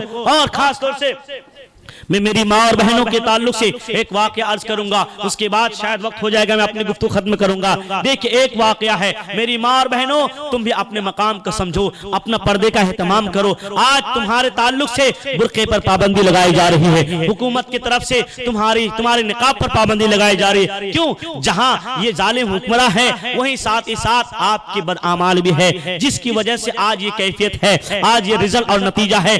دیکھو تم اپنے مقام کو سمجھو, تم تو اسلام کی وہ خاتون ہو, اسلام کی وہ شہزادی ہو کہ تم اگر ہاتھ اٹھا کر کے کسی کے لیے دعا کر دیتی ہو تو ہاتھ چہرے کی طرف جانے سے پہلے اللہ تمہاری دعاؤں کو قبول فرما لیا کرتا تھا. مگر آج کیا بات ہے, آج رات بھر آپ دعا کرتی ہو, آج دن بدن دعا کرتی ہو, مگر آپ کی دعائیں قبول نہیں ہوتی ہے. کیا وجہ ہے؟ آؤ بتاؤ, آپ کون ہو اور آپ کا مقام کیا ہے؟ آپ کی دعا میں کتنی تاثیر تھی؟ آپ نے اپنا مقام کھو دیا ہے, اپنا وقار کھو دیا ہے. مغلیہ سلطنت میں دہلی کی جو رام لیلا میدان میں ایک مرتبہ قحط سالی کا زمانہ تھا, سارے لوگ دلی کے وہاں پہ نماز استسقاء پڑھنے کے لیے حاضر ہیں اور نماز استسقاء پڑھ رہے ہیں. اے اللہ رحمت بارہ نازل فرما دے, بارش نازل فرما دے. سب لوگ دعا کر رہے ہیں, بارش نہیں ہو رہی ہے. دوپہر اور جو دن ڈھلتے جا رہا ہے, دعا قبول نہیں ہو رہی ہے. 1 روز 2 روز 3 روز ہو گئے. تیسرے روز جو ہے ایک نوجوان جو ہے اونٹ کی نکیل پکڑ کے جو ہے آگے بڑھ رہا ہے، آگے جا رہا ہے، اور اس اونٹ کی پشت پر کوئی خاتون ہے جو سوار ہے۔ اس کے بعد دور سے جب انہوں نے دیکھا رام لیلا میدان میں بہت سے لوگ جمع ہیں اور نہ جانے کسی چیز کے لیے دعا کر رہے ہیں، وہ نوجوان اونٹ کو وہیں چھوڑ دیتا ہے، دوڑتے ہوئے جاتا ہے، کچھ لوگوں سے پوچھتا ہے کہ اچھا یہ بتاؤ آپ لوگ یہاں کیوں جمع ہوئے ہیں، جمع ہونے کی وجہ کیا ہے، کس سبب سے آپ جمع ہوئے ہیں؟ لوگوں نے کہا قحط سالی کا زمانہ ہے، بارش نہیں ہو رہی ہے، ہم بارش کے لیے دعا کر رہے ہیں۔ اللہ اکبر۔ تو بولے پھر کیا بارش ہوئی کہ نہیں؟ بولے 3 دن ہو گئے ابھی تک بارش نہیں ہوئی ہے۔ اس نوجوان نے کہا اگر آپ مجھے اجازت دو تو میں بھی دعا کروں۔ لوگوں نے کہا ارے یہاں پہ عالم موجود ہے، فاضل موجود ہے، سب لوگ موجود ہیں، کسی کی دعا سے تو ابھی تک بارش نہیں ہوئی اور تمہاری دعا سے بارش ہو جائے گی۔ دوسرے لوگوں نے کہا بھائی نہ جانے اللہ کو کس کی دعا قبول کر لے، نہ جانے اللہ کی بارگاہ میں کس کی دعا قبول ہو جائے، اس لیے جو ہے آپ ان کو بھی دعا کرنے کی اجازت دو۔ لوگوں نے کہا اچھا ٹھیک ہے آپ بھی دعا کیجئے، ہو سکتا ہے آپ کی دعا کی برکت سے اللہ رحمت بارہ کو نازل فرما دے۔ وہ نوجوان دعا نہیں مانگتا وہاں پہ بلکہ بھاگتا ہوا جاتا ہے اپنے اونٹنی کے پاس، اور جانے کے بعد وہاں کھڑا ہو جاتا ہے اور کوئی چیز پکڑتا ہے، پکڑنے کے بعد اللہ کی بارگاہ میں دعا کرتا ہے۔ ابھی ان کی دعا ختم نہیں ہوئی تھی کہ اللہ رحمت بارہ کو نازل فرما دیتا ہے، رمجھم بارش شروع ہو جاتی ہے۔ سارے لوگ سکتاب ہو گئے اور حیرت میں پڑ کے سب دوڑنے لگے، اور جانے کے بعد ان نوجوان سے پوچھنے لگے کہ بھائی اب بتاؤ تم نے کون سی سورت پڑھ دی ہے، کون سی دعا کی ہے، تمہارا عمل کیسا ہے، تم کون ہو؟ تمہاری دعا کا اثر یہ ہے کہ ابھی تم نے دعا کی، ابھی تمہارے ہاتھ جو ہے چہرے کی طرف واپس ہی نہیں آئے، اللہ نے بارش نازل فرما دی۔ کون سی تم نے دعا کی، کس طرح دعا کی، تمہارا عمل کیسا ہے، کون ہو، ولی ہو، کون ہو، بتا اپنا تعارف کراؤ۔ اس نوجوان نے کہا بھائی دیکھو نہ میں اللہ کا ولی ہوں، نہ کوئی عالم و فاضل ہوں، نہ کوئی مفتی ہوں، نہ مجاہد ہوں، بلکہ سنو میں نے جو دعا مانگی ہے میرے اعمال اس لائق نہیں ہے کہ اللہ کی بارگاہ میں قبول ہو جائے۔ البتہ ہاں سنو ایک چیز بتاتا ہوں، میں نے کوئی سورت نہیں پڑھی ہے، البتہ ہاں اس اونٹ کے اندر جو ہے یہ کجاوا تمہیں نظر آ رہا ہے، اس کے اندر میری ماں ہے، میری ماں بیٹھی ہوئی ہے،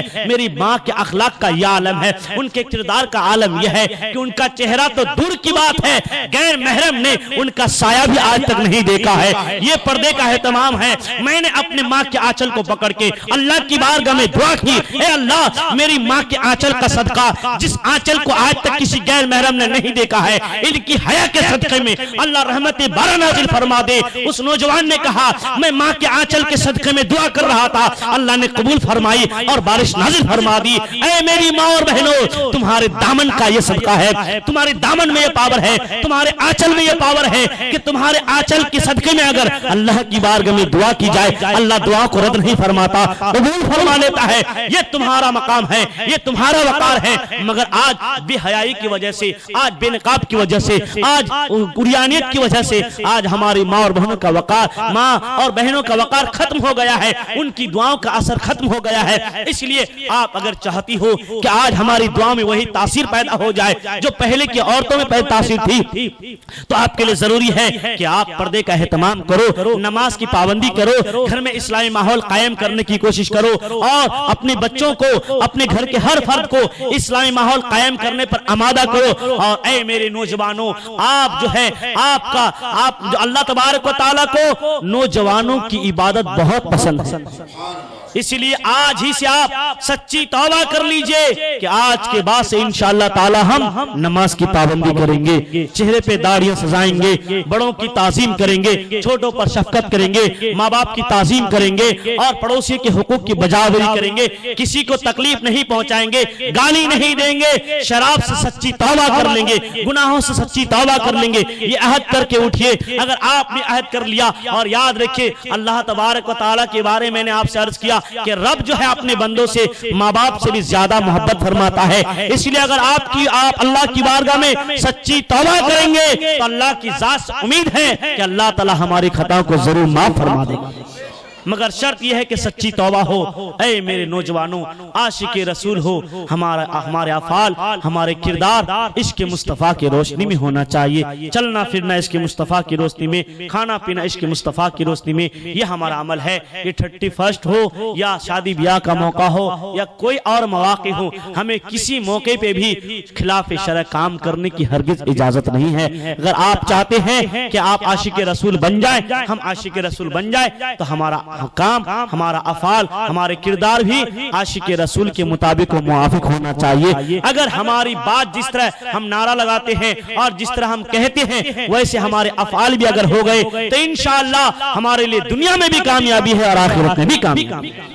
رب تبارک و تعالیٰ کی بارگاہ میں دعا ہے کہ اللہ تبارک و تعالیٰ میں نے جو کہا میرے کہنے سننے میں اگر کوئی خطائے شرعی ہو گئی ہو، اللہ تبارک و تعالیٰ میری اس خطا کو معاف عطا فرمائے، اور آپ میں سے میری ماں اور بہنوں میں سے اگر میری بات کسی کو بری لگی تو میں آپ سب سے بھی معافی چاہتا ہوں۔ اللہ تبارک و تعالیٰ ہم سب کی مغفرت فرمائے، اور میں نے جو کہا کہنے اور سننے سے زیادہ ہم سب کو عمل کرنے کی توفیق عطا فرمائے۔ استغفر اللہ ربی من کل ذنب واتوب الیہ وما علینا الا البلاغ۔ السلام علیکم ورحمۃ اللہ وبرکاتہ۔